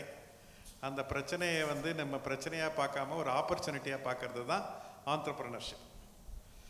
அர்ச்சனையால் சாமிக்கு பெருமை, பிரச்சனையால் ஆசாமிக்கு பெருமை. நீங்கள் வந்து எப்போ வந்து நீங்கள் வந்து பிரச்சனையை வந்து பார்த்து அது பயப்படாமல் அதை திருப்பி பார்த்து glass is half empty or half full, அன்றைக்கி அந்த ஹாஃப் ஃபுல்லாக பார்க்க நீங்கள் கற்றுக்கிட்டு அதில் எல்லா பிரச்சனையிலையும் ஒரு ஆப்பர்ச்சுனிட்டியை பார்க்க கற்றுனீங்கன்னா, இந்தியாவில் வந்து லெஃப்டில் திரும்பினா ப்ராப்ளம், ரைட்டில் திரும்பினா ப்ராப்ளம், மிடில் ஒரு ப்ராப்ளம், மேலே ஒரு ப்ராப்ளம், 130 கீழேயும் ப்ராப்ளம், 138 கோடி மக்கள், சின்ன பிரச்சனையை எடுத்து நீங்கள் சால்வ் பண்ணிங்கன்னா $1 பில்லியன் ஆப்பர்ச்சுனிட்டி. ஒரு ஆண்டர்பிரனராக நீங்கள் எதில் பணம் அதிகமாக இருக்குன்னு நீங்கள் பார்க்காம என்ன பிரச்சனையை நீங்கள் சால்வ் பண்ண போகிறீங்கன்னு நீங்கள் பார்த்தீங்கன்னா, smaller the problem smaller the entrepreneur, bigger the problem bigger the entrepreneur. அதுதான் வந்து உங்களுக்கு இது. சார் ரெண்டாவது சார் நீங்கள் சொல்லும்போது சொன்னீங்க இந்த தமிழ்லேயே எழுதப்பட்ட ஒரு விளம்பரம், அதுக்கு முன்னெல்லாம் பாம்பேலெல்லாம் வந்து இது பண்ணுவாங்கன்னு சொல்லி, நம்ம லேகா ரத்னகுமார்னு சொல்லி அவர் தான் வந்து அந்த முக்கியமான அந்த அந்த முதல்ல வித்தியாசமான இது வந்து பண்ணவர். அவருடைய இது பற்றி கொஞ்சம் சொல்லுங்களேன். Lekha advertisers and film makers அப்படின்னு ஒரு நிறுவனம். அவங்க வந்து எங்களுக்கு லேபிள் டிசைன் பண்ணுறது அவர் தான், லேபிள் பிரிண்ட் பண்ணுறது அவர் தான், எங்கள் அட்வர்டைஸ்மெண்ட் ஆரம்ப நாள் முதல் அவர் தான் செய்துட்ருக்காரு. அவர் ரொம்ப ஒரு அருமையான ஒரு கிரியேட்டிவ் ஆர்டிஸ்ட். அவர் என்னெல்லாம் செய்கிறாரோ அதெல்லாம் பெரிய வெற்றி. குறிப்பாக ஜோதிகா வச்சு எங்களுக்காக விளம்பரம் பண்ணார். அந்த விளம்பரம் எல்லோரும் பார்த்துருப்பீங்க. அந்த ஜோதிகா விளம்பரம் வந்த காலத்தில் ஒரு வருஷம் 2 வருஷத்தில் தூள்னு ஒரு சினிமா வந்தது. அதில் விவேக் வந்து 3 சீனில் இதயம் நலனை ஜோதிகா அவங்கள லிங்க் பண்ணி காமெடி பண்ணியிருப்பார். 3 காட்சிகளில் வரும். இந்த 3 காட்சிகளில் வர்றதுக்கு விவேக் வந்து எங்களை முன்னக்கூடி கான்டாக்ட் பண்ணி ஒரு 10 லட்சம் ரூபாய் நீங்கள் கொடுங்க, இந்த மாதிரி 3 காட்சியில் இதயம் நலனை வர மாதிரி நாங்கள் அமைச்சிருக்கோம் அப்படின்னு சொல்லியிருந்தாருன்னா 11 லட்சம் கொடுத்துருக்கலாம். ஆனால் சொல்லலை, 1 ரூபா கூட அவர் வாங்கலை. 3 இடங்களில் இதயம் நலனை பற்றி ரெஃபரன்ஸ் வந்தது. இந்த இடத்துல நான் என்ன சொல்ல விரும்புகிறேன்னா, free publicity is the best publicity அப்படின்னு சொல்லுவாங்க. ஸோ அப்படி இலவசமாக எங்களுக்கு விளம்பரம் கிடைச்சது. All the credit go to our Lekha Ratnakumar, அந்த டீம். அவங்க வந்து பிரமாதமாக வசனம் எழுதக்கூடியவங்க, பிரமாதமாக எல்லா காரியங்களையும் செய்யக்கூடியவங்க. அந்த தினம்தோறும் வாங்குவேன் இதயம் பாட்டு நீங்கள் கேட்டிருப்பீங்க. தினம் தினம் தினம்தோறும் தினம்தோறும் வாங்குவேன் இதயம் வரும். அந்த பாட்டு பாடினது வந்து சித்திரலேகாவா, அவங்க பேர் என்ன, ஒரு லேகா பார்த்தசாரதி, ஸ்ரீலேகா பார்த்தசாரதி. ஸ்ரீலேகா பார்த்தசாரதிக்கு அந்த பாட்டு வந்த பிறகு பெரிய வெற்றி. அது வரைக்கும் வந்து அவங்க ஒரு பாட தெரியுங்கிற அளவில் தான் இருந்தாங்களே தவிர அவங்க வெற்றியானது அந்த பாடல் மூலமாக தான். ஜோதிகா வந்து எங்கள் மாடலாக நடிச்சிருப்பாங்க. எல்லோரும் கேட்பாங்க ஏன் ஜோதிகா வச்சு பண்ணீங்க அப்படின்னு.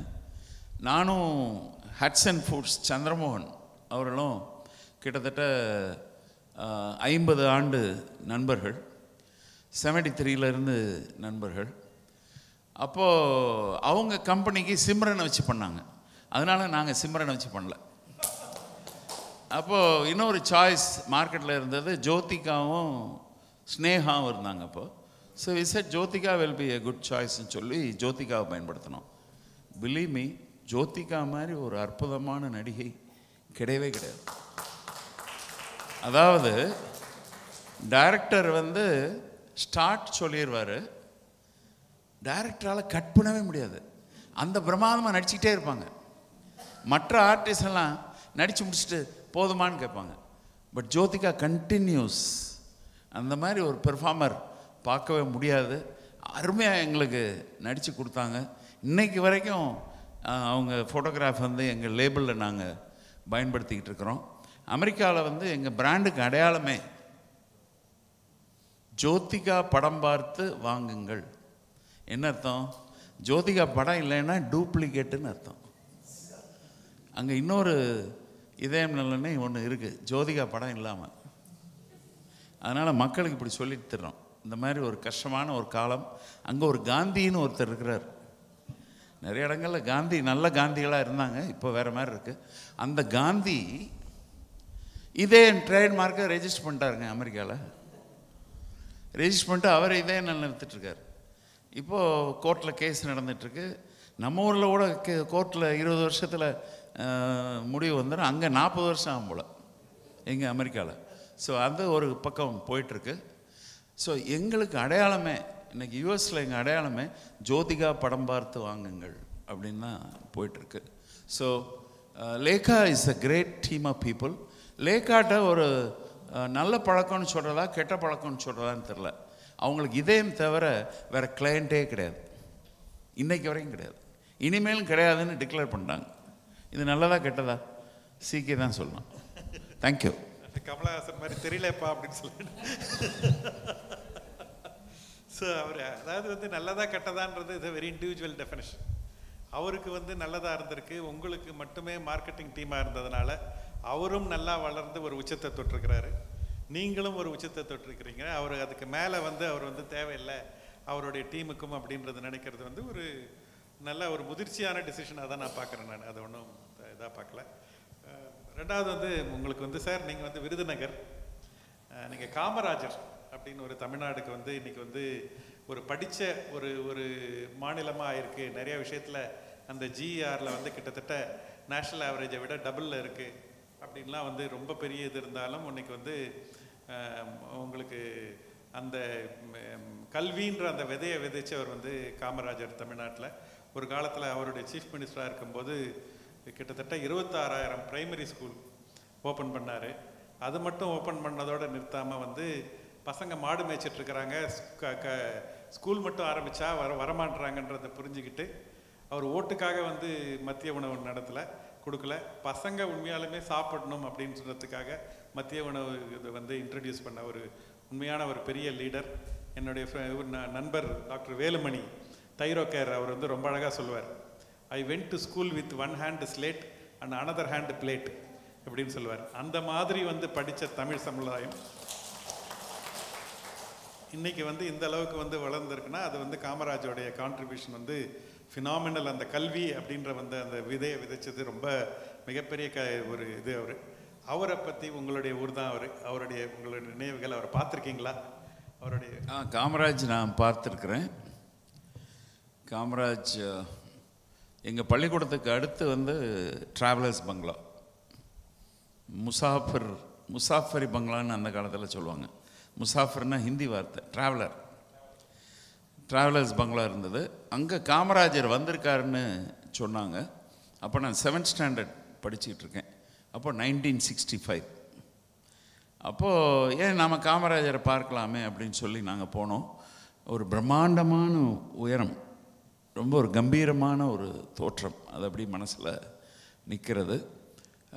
அவர் என்ன எதுக்கு வந்தீங்க அப்படின்னாரு. நாங்கள் உங்களை பார்க்க வந்தோம். என்ன செய்றீங்க?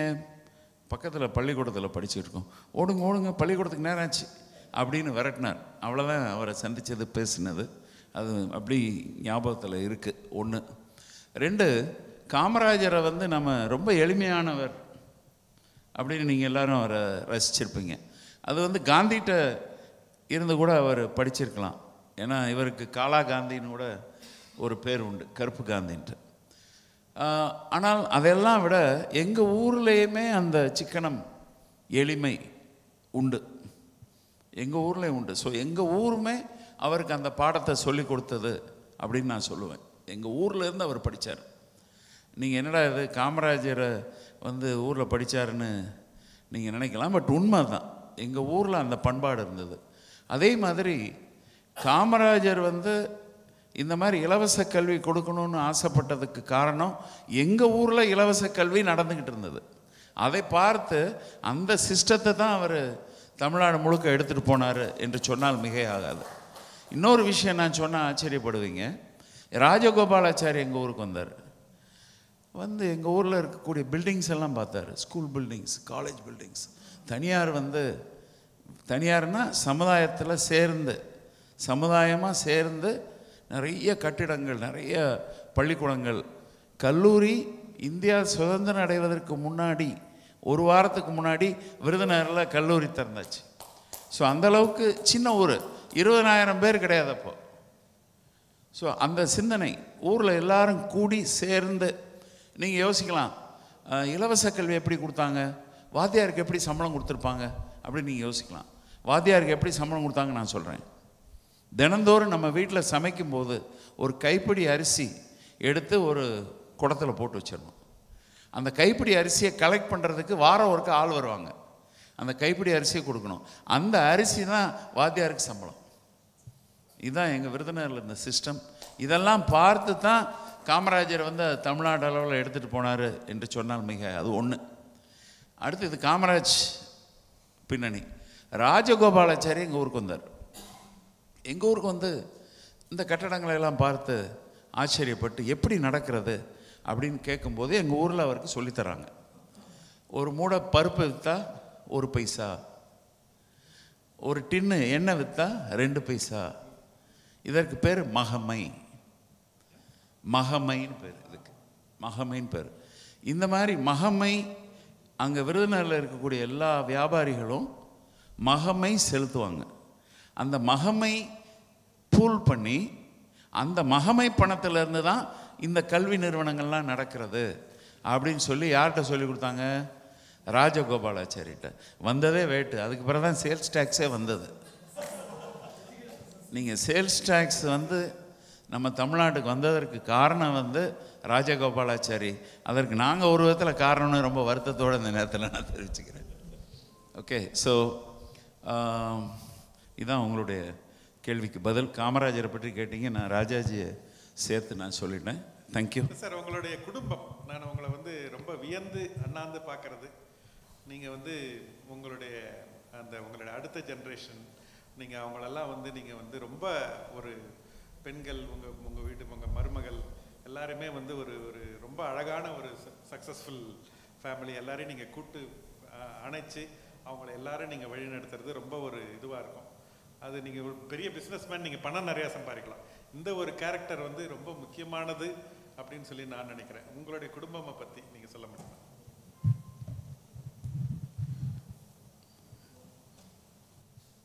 குமரவேல் அவர்களை பற்றி தகவல் வந்தபோது ஒரு வாசகம் இருந்தது.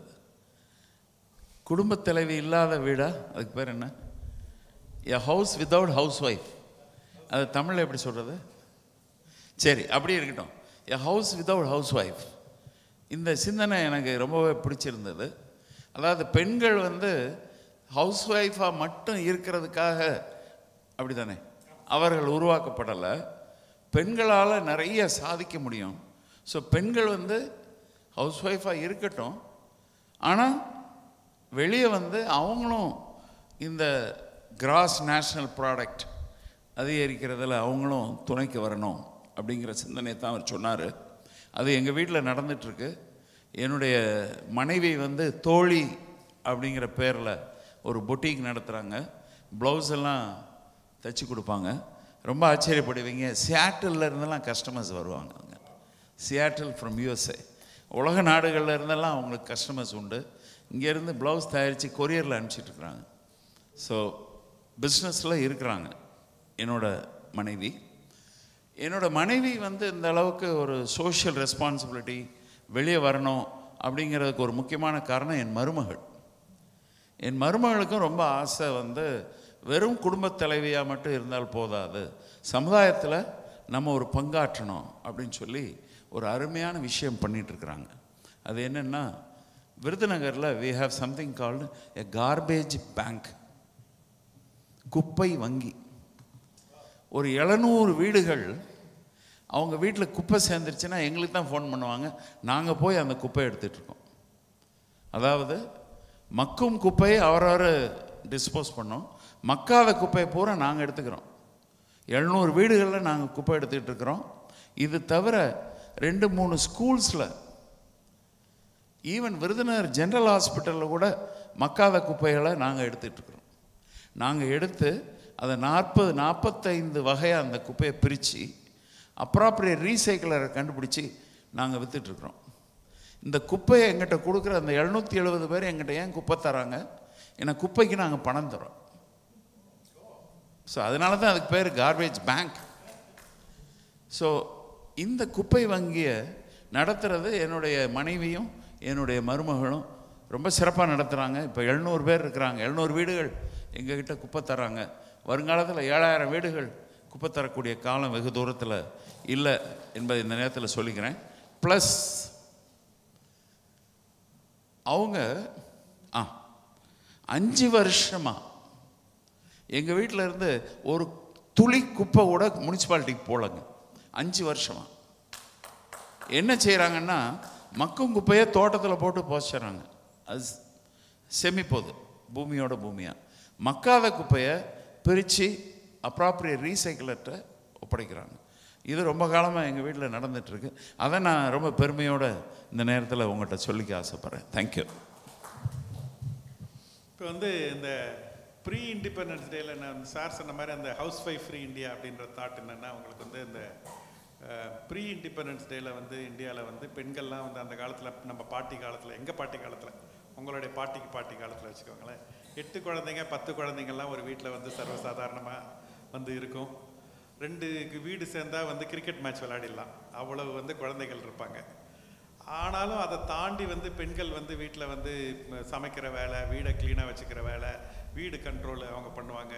அதை தாண்டி வந்து இந்த நாற்று நடுறது வந்து முதல் அந்த விவசாயத்தில் நாற்று நடுறது பெண்களுக்கு தான் அந்த உரிமை உண்டு அப்படின்னு சொல்லி, அதை தாண்டி அவங்க வந்து மோர் கடைவாங்களாம். அந்த மோர் கடைஞ்சி அந்த மோர் விற்கிறத வந்து விற்று அந்த காசு வரதை தான் வந்து அவங்க மோர் காசுன்னு சொல்லி கழுத்தில் வந்து காசு மாலைன்னு போட்டுக்குவாங்களாம். அப்படி வந்து பெண்கள் வந்து அந்த காலத்தில் காசு மாலையை அவங்க சம்பாதிச்ச பணத்தை ரொம்ப தைரியமாக போட்ட ஒரு காலகட்டம் உண்டு. அதை தாண்டி அடுத்த காலகட்டத்தில் அடுப்பூதும் பெண்ணுக்கு படிப்பு எதற்குன்னு கேட்ட தமிழகமும் உண்டு. அதை தாண்டி வந்து படித்து இன்னைக்கு பெண்கள் வந்து பரபரப்பாக ஷைன் பண்ணுற அந்த காலகட்டத்திலையும் நம்ம இருக்கிறோம். இந்த மாதிரி இருக்கும்போது பெண்கள் எவ்வளோக்கு எவ்வளோ வந்து ஃபினான்ஷியலி இண்டிபெண்ட் ஆகிறாங்களோ அன்னைக்கு தான் இந்தியா உண்மையாக சுதந்திரம் அடைஞ்சதாக அர்த்தம். இந்தியா நிறைய பெண்கள் வந்து உங்களுக்கு வந்து ஸ்கூலில் போனீங்கன்னா டாப் 10th கிளாஸில் வரைக்கும் வந்து 9 out of 10 டாப்பர்ஸ் பார்த்தீங்கன்னா கேர்ள்ஸாக இருக்கிறாங்க. 12th வந்து 8 வந்து கேர்ள்ஸாக இருக்கிறாங்க. காலேஜுக்கு போகும்போது 7 இருக்கிறாங்க. அதுக்கப்புறம் வந்து வேலைக்கு போகும்போது பெண்கள் வெறும் இந்த ஆரம்ப நிலையில் மட்டும் இருக்கிறாங்க. அதுக்கப்புறம் வந்து கல்யாணம் ஆகுது, 2 குழந்தை பிறக்குது, அதுக்கப்புறம் பெண்கள் காணாமல் போயிடுறாங்க. அது பேர் தான் தியரி ஆஃப் மிஸ்ஸிங் விமன். இது காணாமல் போயிடுற பெண்கள் வந்து நிறைய இருக்குது இந்த சமுதாயத்தில். அந்த மாதிரி அவங்க காணாமல் போகக்கூடாது, அவங்களுக்கு ஐடென்டிட்டி இருக்கணும், அவங்களுக்கு ஃபினான்ஷியல் இண்டிபெண்டன்ஸ் இருக்கணும் அப்படின்றது தான் நேச்சுரல்ஸ் என்னுடைய அந்த குறிக்கோள். அதனால தான் அந்த ஹவுஸ் ஒய்ஃப் ஃப்ரீ இந்தியா அப்படின்றது வந்து நான் வந்து சொல்கிறது. பெண்கள் பணம் சம்பாதிக்கணும், சொந்த காலில் நிற்கணும். The best fashion statement you can make is standing on your own legs. அதுக்கு பார்த்தீங்கன்னா எங்கள் அம்மா தான் காரணம். எங்கள் அம்மாவோட லைஃப், எங்கள் அம்மாவை பார்த்தது அதுதான் வந்து எங்களுக்கு வந்து பெரிய இன்ஃப்ளூயன்ஸ். அப்படி தான் வந்து பார்த்தோம். உங்களுக்கு வந்து before I open the question to the audience, என்னுடைய கடைசி கொஸ்டின் நீங்கள் டச் பண்ணிங்க. நீங்கள் வந்து பிஸ்னஸ்ஸு, குடும்பம் இதெல்லாம் தாண்டி நீங்கள் சமுதாயத்துக்கு நிறைய ஆக்டிவிட்டி பண்ணிகிட்ருக்கிறீங்க. ரோட்ரி நீங்களே சொன்னீங்க, இந்த கடந்த ஒரு வருஷமாக உங்களுக்கு ரோட்ரி ஒரு மிகப்பெரிய வந்து உங்களுக்கு வந்து ஒரு ரீச், அது உங்களுடைய உத்வேகமும் உங்களுடைய நிறைய விஷயத்த போயிட்டுருக்கு. அது ரோட்ரி வரத்துக்கு முன்னே நீங்கள் வந்து இதே மண்ணாச்சுன்னா நீங்கள் எந்த ஒரு நல்ல விஷயத்துக்கு போய் கேட்டிங்கன்னா கூட அவர் வந்து எப்பயுமே வந்து சப்போர்ட்டிவாக இருப்பார் அப்படின்றது வந்து சிவகுமாராக இருக்கலாம், சாவித்திரியாக இருக்கலாம், நிறைய நண்பர்கள் இதோ இருக்கிறாரு. இன்றைக்கி காலையில் கூட சொன்னீங்க, அந்த 8 நிறைய பணம் கொடுக்கறது மட்டும் முக்கியம் இல்லை, டைம் கொடுக்கறது ரொம்ப முக்கியம். ஏன்னா இதே மண்ணாச்சி வந்து அவர் ஒரு 10 நிமிஷம் டைம் கொடுக்குறாருன்னா அந்த டைமுக்கு வந்து பணத்தை விட வேல்யூ அதிகம். அந்த மாதிரி இன்றைக்கி வந்து பேசும்போது இன்றைக்கி சொன்னார், டெய்லி 8 to 8, 5 நான் நீங்கள் ஃபோன் பண்ண உங்கள் ஃபோனுக்காக நான் வெயிட் பண்ணிட்டு இருக்கிறேன் அப்படின்னு வந்து சொல்கிறது வந்து எந்த அளவுக்கு அவருடைய இன்வால்மெண்ட் இருந்ததுனால தான் அவரால் அந்த டைம் கொடுக்க முடியுது. அந்த மாதிரி நீங்கள் உங்களை தாண்டி நிறைய டைம் கொடுக்குறீங்களே, அது ஏன் கொடுக்குறீங்க, அதோடைய எது சொல்லுங்க. நீங்கள் ரோட்டரி பற்றி கேட்டீங்க. அதற்கு முன்னாடி பிரைம் மினிஸ்டர் நரேந்திர மோடி சம்பந்தப்படுத்தி ஒரு சம்பவம் நடந்தது எங்கள் நிறுவனத்தில். அதை சுருக்கமாக சொல்லிடுறேன். ஏற்கனவே கேட்டவங்க திரும்ப கேளுங்க, தப்பு இல்லைன்னு நினைக்கிறேன். எத்தனை பேர் கேட்டிருக்கிறீங்க நரேந்திர மோடி சம்பவம்? பரவாயில்ல, நல்ல வேலை, கட்டாயம் சொல்லணும். சம்பவம் நடந்தது பாம்பேயில். எங்கள் டிஸ்ட்ரிபியூட்டர் வந்து செகண்ட் ஷோ படம் பார்த்துட்ருக்காரு. அப்போ அவருக்கு ஒரு ஃபோன் கால் வருது. ஃபோன் காலில் அட்டன் பண்ணுறாரு. 2 லிட்டர் இதயம் நல்லெண்ணெய் உடனே வேணும் அப்படின்னு கேட்குறாங்க. அவர் வந்தது செகண்ட் ஷோ, அவருக்கு இரிட்டேஷன், ஃபோனை கட் பண்ணுறாரு. திரும்ப வருது, திரும்ப அதே குரல், 2 லிட்டர் இதயம் நல்லெண்ணெய் உடனே வேணும், ஃபோனை கட் பண்ணாதீங்க. இப்போ டெலிவரி கொடுத்தீங்கன்னா, சம்பவம் நடக்கிறது பாம்பேயில், நைட் ஃப்ளைட்டில் டெல்லி போகும், ஏர்லி மார்னிங் ஃப்ளைட்டில் மாஸ்கோ போகும். மாஸ்கோவில் இன்னும் 2 நாளில் பிரைம் மினிஸ்டர் ஆஃப் இந்தியாவோட பிரேக்ஃபாஸ்ட். இட்லிக்கு ரெடி பண்ணிட்டோம், இட்லி மிளகா பொடிக்கு ரெடி பண்ணிட்டோம், நல்லெண்ணெய் வேணுமா வேண்டாமா? கேட்டது டெலிஃபோனில் பாம்பே கேட்ரர். உடனே எங்கள் டிஸ்ட்ரிபியூட்டர் வந்து படம் பார்த்துட்டு இருக்கிற அந்த டிஸ்ட்ரிபியூட்டர் வந்து மெர்சல் ஆகிட்டார். அவர் மெர்சல் ஆகிட்டு இந்த படத்தை நாளைக்கு பார்த்துக்கலாம் அப்படின்னு சொல்லி உடனே போய் அந்த 2 லிட்டர் இதே நல்ல எடுத்து அந்த கேட்ரர் கொடுக்குறாரு. That goes to Moscow. மாஸ்கோவில் பிரைம் மினிஸ்டர் நரேந்திர மோடிக்கு இட்லி பொடியில் இதயம் நல்ல ஊற்றி கொடுக்குறாங்க. இதெல்லாம் நான் நேராக போய் பார்க்கலங்க, நான் கேட்டதை தான் நான் உங்களுக்கு சொல்கிறேன். எங்கள் டிஸ்ட்ரிபியூட்டர் சொன்ன செய்தியை நான் உங்கள்கிட்ட சொல்லியிருக்கிறேன். இந்த இடத்துல நான் என்ன சொல்ல விரும்புகிறேன்னா, நீங்கள் வந்து ஒரு குவாலிட்டி ப்ராடக்ட் கொடுத்தீங்கன்னா பிரைம் மினிஸ்டர் உங்கள் வாடிக்கையாளர் ஆவார் என்ற செய்தியை சொல்வதற்காக தான் இந்த சந்தர்ப்பம் சொன்னேன். அதே மாதிரி இன்னொரு விஷயம் நான் இந்த சபையில் சொல்ல விரும்புகிறேன். அது என்ன அப்படின்னா, நிறைய பழமொழி எனக்கு பிடிக்கும்னு சொன்னேன். இப்படி எவ்வளோ நாள் தான் மற்றவங்க சொல்லிட்டு இருக்கிறது, நம்ம எப்போ சொல்ல ஆரம்பிக்கிறது அப்படின்னு சொல்லி நான் ஒரு புது மொழி சொல்ல ஆரம்பித்தேன். அது என்ன அப்படின்னா, தேடினால் தேடாததெல்லாம் கிடைக்கும். இதுதான் புது மொழி. தேடினா தானே கிடைக்கணும், பெரும்பாலும் கிடைக்காது.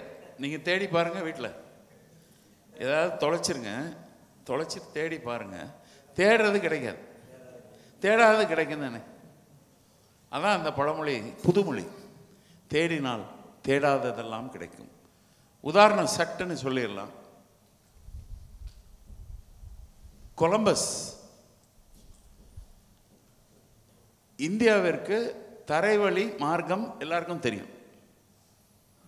துருக்கி வழியாக இந்தியாவுக்கு வந்துடலாம் யூரோப்பில் இருந்து. ஆனால் இந்தியாவிற்கு கடல் வழி மார்க்கம் யாருக்கும் தெரியாது. கடல் வழியாக இந்தியாவுக்கு வர முடியுமா அப்படின்னா யூரோப்பில் யாருக்கும் தெரியாது. அப்போ தான் கண்டுபிடிக்கிறாங்க பூமி கோள வடிவமானது. அப்போ கோள வடிவம்னா மேற்க போனால் கிழக்க இந்தியாவுக்கு வந்துடலாம். கரெக்டாக? அதை இந்தியாவிற்கு கடல் வழி மார்க்கம் கண்டுபிடிக்கணும்னு எல்லாரும் புறப்படுறாங்க. அப்படி புறப்பட்டவர்களில் ஒருத்தர் கொலம்பஸ். கொலம்பஸ் இந்தியாவை கண்டுபிடிச்சாரா? கடல் வழி மார்க்கத்தை கண்டுபிடிச்சாரா? கண்டுபிடிக்கல. அவர் கண்டுபிடிச்சது அமெரிக்கா. பழமொழி சரியா இருக்கா? புதுமொழி. தேடினால் தேடாததெல்லாம் கிடைக்கும், தேடுறது கிடைக்காது. இது நிறைய உதாரணம் சொல்லலாம், உங்களுக்கு நேரம் ஆச்சுங்கிறதுனால அதோட நிறுத்திக்கிறேன். எங்கள் தனிப்பட்ட முறையில் எங்கள் பிஸ்னஸ்க்கு இந்த பழமொழி ரொம்ப, புதுமொழி ரொம்ப பொருந்தும். அது என்ன அப்படின்னா, நாங்கள் வந்து சென்னையிலேருந்து கன்னியாகுமரி வரைக்கும் தான் மார்க்கெட்டிங் ஒர்க் பண்ணோம். Door to door campaign, big buyer scheme, இப்படி நிறைய கான்செப்ட்ஸ் வச்சுருக்கிறோம். இது எல்லாமே சென்னை டு கன்னியாகுமரி தான் நாங்கள் ஒர்க் பண்ணோம். நாங்கள் தேடினது சென்னை டு கன்னியாகுமரி தான். ஆனால் எங்கள் மார்க்கெட் எவ்வளோ பெருசு தெரியுமா? வடமேற்க டொரண்டோவில் எங்கள் சரக்கு இருக்குது, தென்கிழக்க சிட்னியில் எங்கள் சரக்கு இருக்குது. இது எப்படி நடந்தது? சென்னையிலேருந்து கன்னியாகுமரி வரைக்கும் இருக்கிற எல்லாரும் தான் டொரண்டோவிலேருந்து சிட்னி வரைக்கும் இருக்கிறாங்க. நான் சொல்கிறது, டொரண்டோவில் வந்து கனடியனும் சிட்னியில் ஆஸ்திரேலியனும் எங்கே என்ன வாங்குறாங்கன்னு நான் சொல்லலை. டொரண்டோவில் இருக்கிற தமிழனும் சிட்னியில் இருக்கிற தமிழனும் எங்கே என்ன தான் வேணும்னு கேட்டு வாங்குறாங்க. ஆனால் நான் மார்க்கெட் பண்ணது எங்கே? தமிழ்நாட்டில் தான். தேடின மார்க்கெட் தமிழ்நாட்டில், தேடாதது இந்த உலகம். ஸோ தேடினால் தேடாததெல்லாம் கிடைக்கும் என்பதுதான் இதில் விஷயம். ஸோ இதெல்லாம் நான் சொல்லணும்னு நினச்சேன். கேள்வியே இல்லாமல் நிறைய பதில்களெல்லாம் நான் சொல்லிகிட்டு இருக்கிறேன். இப்போது நீங்கள் என்ன கேட்டீங்கிறத நான் சபைக்கு விட்டுருவோமா? அப்போது எஸ்.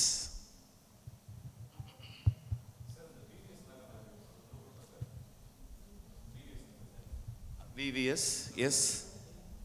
நான் வந்து விருதுநகர் மாவட்டம் தான், ஸ்ரீவில்லிபுத்தூர். படித்தது சாத்தூர். ஸ்ரீவில்லிபுத்தூரில் விவிஎஸ் நல்லெண்ணெய் ரொம்ப பிரபலம். விவிஎஸ் நல்லெண்ணெய் எங்கள் 4 தாத்தாக்களில் ஒரு தாத்தாவோட தயாரிப்பு தான். அதை நீங்கள் உங்களுக்கு பிடிக்கும் விவிஎஸ் நல்லெண்ணெய். வாழ்க. I am very happy. உங்கள் கேள்வி எதுவும் உண்டா? நீங்கள் ஆனந்தம் நல்லெண்ணெய் ஒவ்வொன்றா சொல்லியிருந்தீங்களே, அப்போ விவிஎஸ் சொல்லலையான்னு கேட்குறீங்க? நேரம் ஆயிரும்னு சொல்லலை. ஓகே, விவிஎஸ் வந்துங்க, இப்போ தம்பி கேட்டதுனால சொல்கிறேன். விவிஎஸ் தான் எங்கள் தாத்தா 4 பேரில் முதல் தாத்தா விவிஎஸ், 2வது தாத்தா எங்கள் தாத்தா விவிவி, 3வது தாத்தா விவிஆர். அவர் ராஜ்யசபாவில் மெம்பர் ஆஃப் பார்லமெண்ட்டாக இருந்தார். ஈவேரா பெரியாருக்கு ரொம்ப நெருக்கமானவர். அவர் ஈவே ராமசாமி, இவர் V V Ramasamy. And he was Rajya Sabha MP. அவர் 3வது. 4வது யாருன்னு இப்போ சொன்னேன், விவி தனுஷ்கோடி நாடார் 4வது. ஸோ இந்த 4 பேர் அண்ணன் தம்பி. உங்கள் கேள்விக்கு அதான் பதில். ஓகே ஐயா வணக்கம், என் பேர் மணிகண்டன். உங்கள் 2 பேர் 2015 யூடியூப் மூலமாக நிறைய கேட்டுருக்கேன். உங்கள் 2 பேரோட இங்கே வந்து முதசுதிக்காக சொல்லலை, இது உண்மையான ஒரு விஷயம். நீங்கள் ஆயில் புல் இருக்கிறத இந்த சபையில் நிறைய சபைகளில் பதிவு பண்ணியிருக்கீங்க. நான் இருக்கேன் அப்படின்னா இந்தியாவிலேயே முதல் முறையாக ஹேண்ட்ஸ் ஃப்ரீ ஒரு இதில் நாங்கள் ரோபோட்டிக் மூலமாக கொடுத்துட்ருக்கோம். மக்களுக்கு மார்க்கெட் பண்ணுறதுல ஏகப்பட்ட சேலஞ்சஸ் இருக்குது. ஸோ ப்ராடக்டை எடுத்து எப்படி நீங்கள் டோர் டு டோர் சேல்ஸ் இன்னுமே அவேர்னஸ் இன்னுமே பண்ணிகிட்ருக்கீங்கன்னு சொல்லியிருந்தீங்க.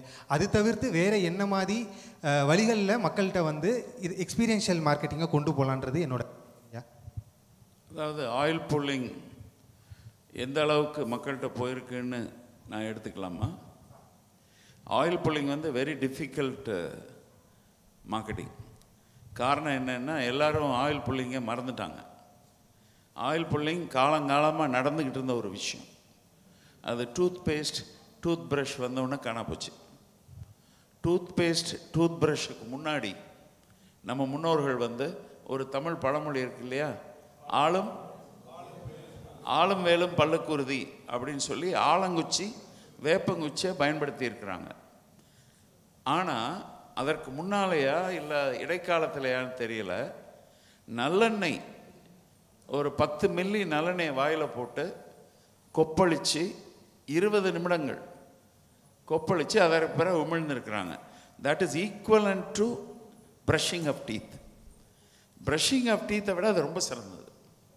அதற்கு காரணம் என்ன அப்படின்னா, அந்த 20 நிமிடங்களில் நல்ல உமிழ்நீர் சுரக்கும்.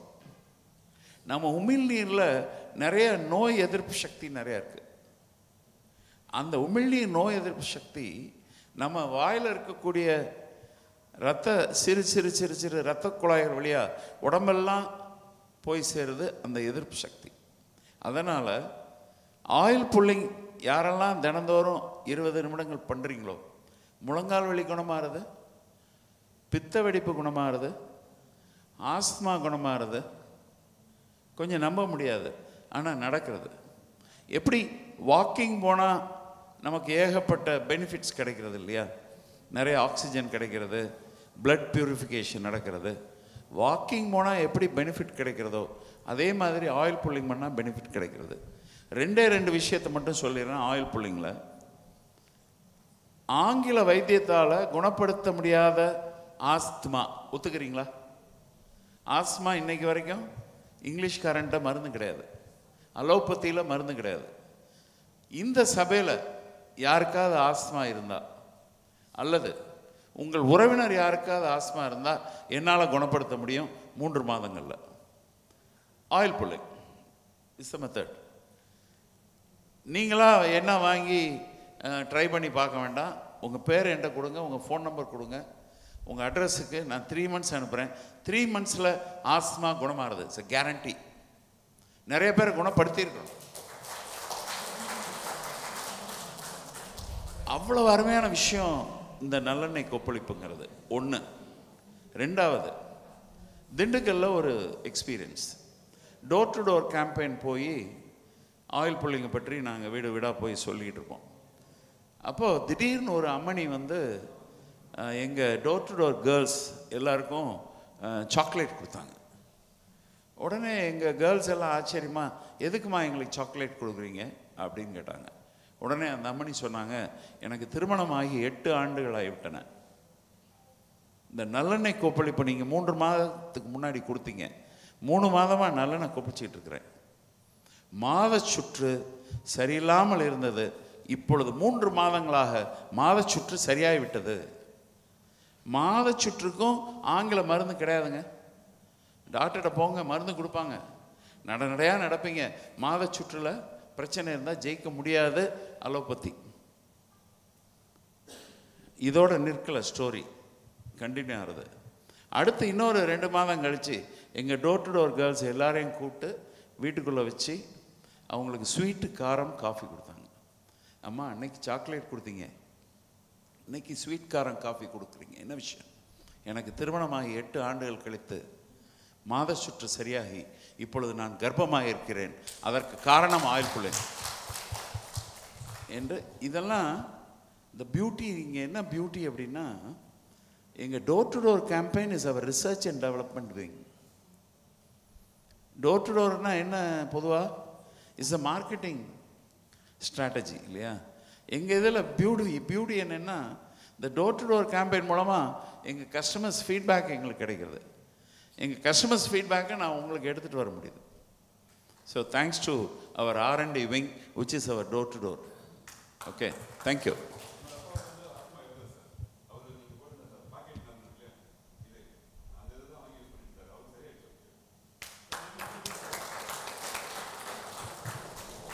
Thank you.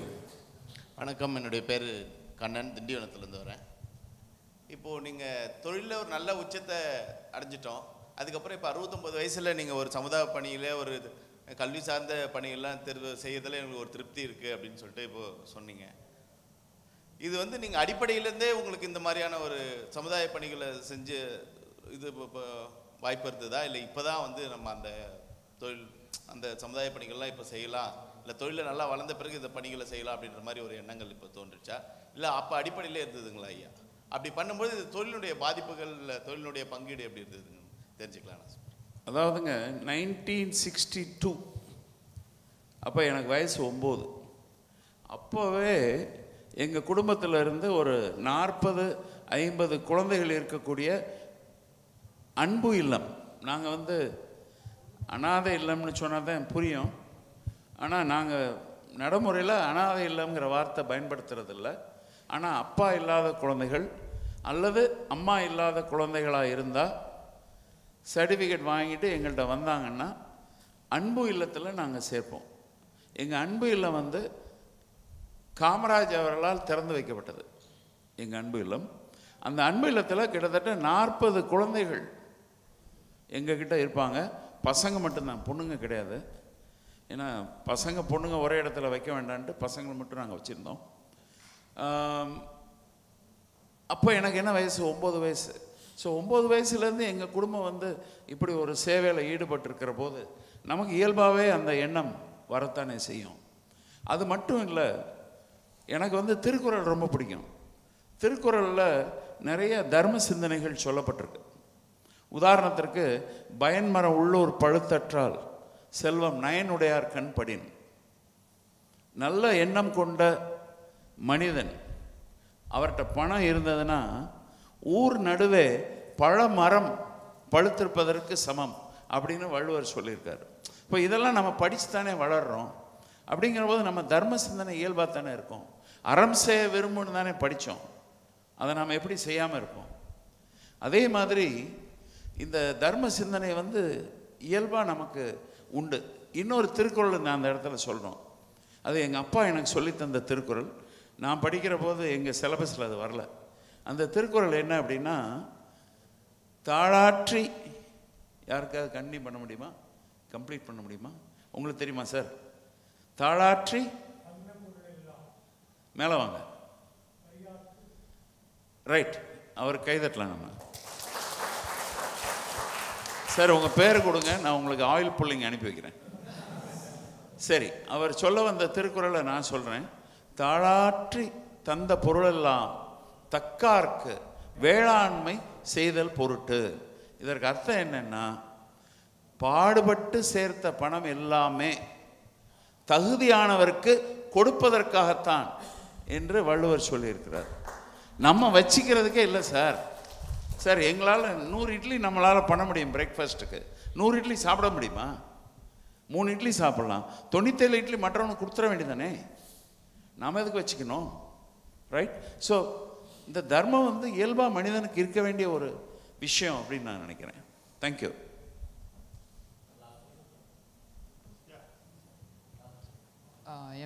வணக்கம் ஐயா, என் பேர் வந்து விக்னேஸ்வரன். ஒரு பிஸ்னஸ் இவ்வளோ நாள் நடத்துன்றது ஒரு பெரிய விஷயம். நீங்கள் எப்படி அந்த டெக்னாலஜிக்கு ஏற்ற மாதிரி அடாப்ட் பண்ணி பிஸ்னஸ் பண்ணுறீங்க அப்படின்ற மாதிரி. இல்லை நீங்கள் அப்போ 8 இயர்ஸ் அதுமாரி பண்ணுறீங்க.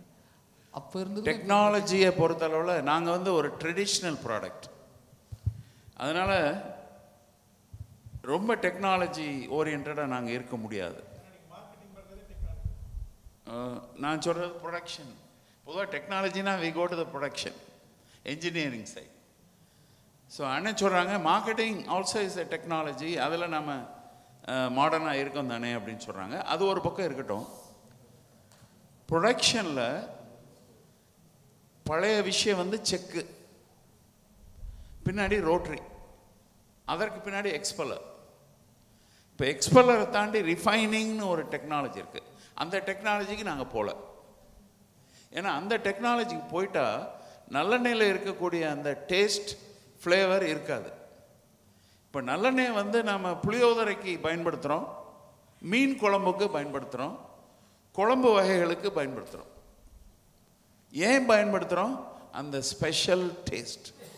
டொரண்டோலேருந்து சிட்னி வரைக்கும் தமிழை நல்லெண்ணெய் தான் வேணும்னு ஏன் கேட்குறான்? ஏன்னா இன்னொரு எடிபிள் ஆயிலில் அந்த டேஸ்ட் கிடையாது.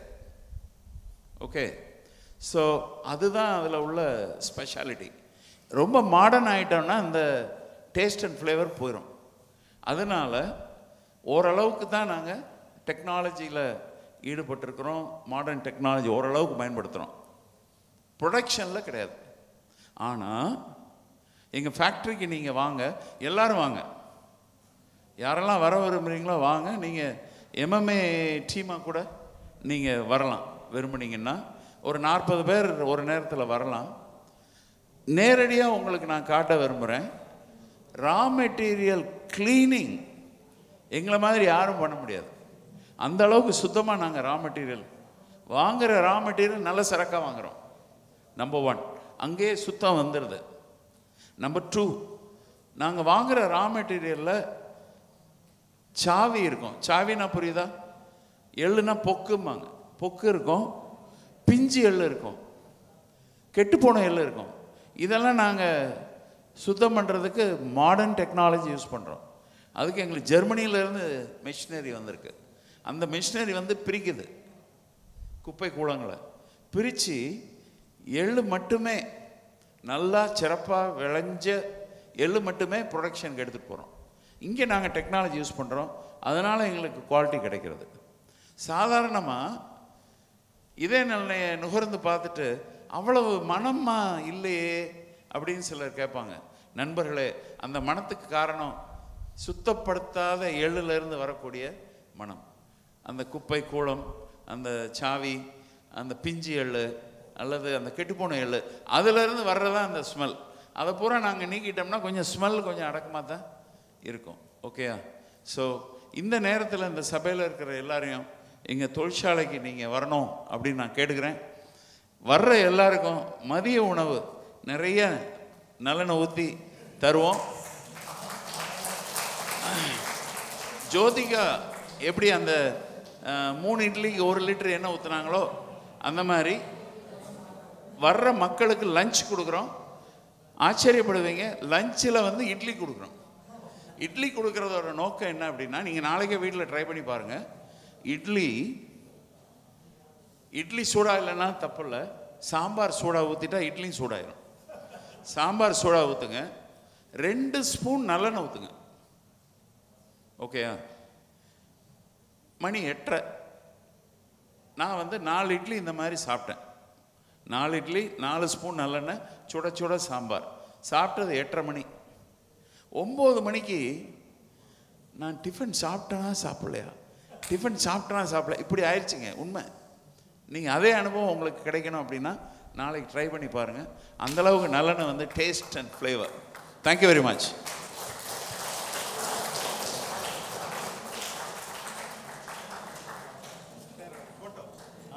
Thank you, sir. Thank you, ladies and gentlemen. May I request to stay for a moment. Mr. Raja, please come on the stage. We present a memento. Raja, come. Let me give a big round of applause to our thing. So many learnings.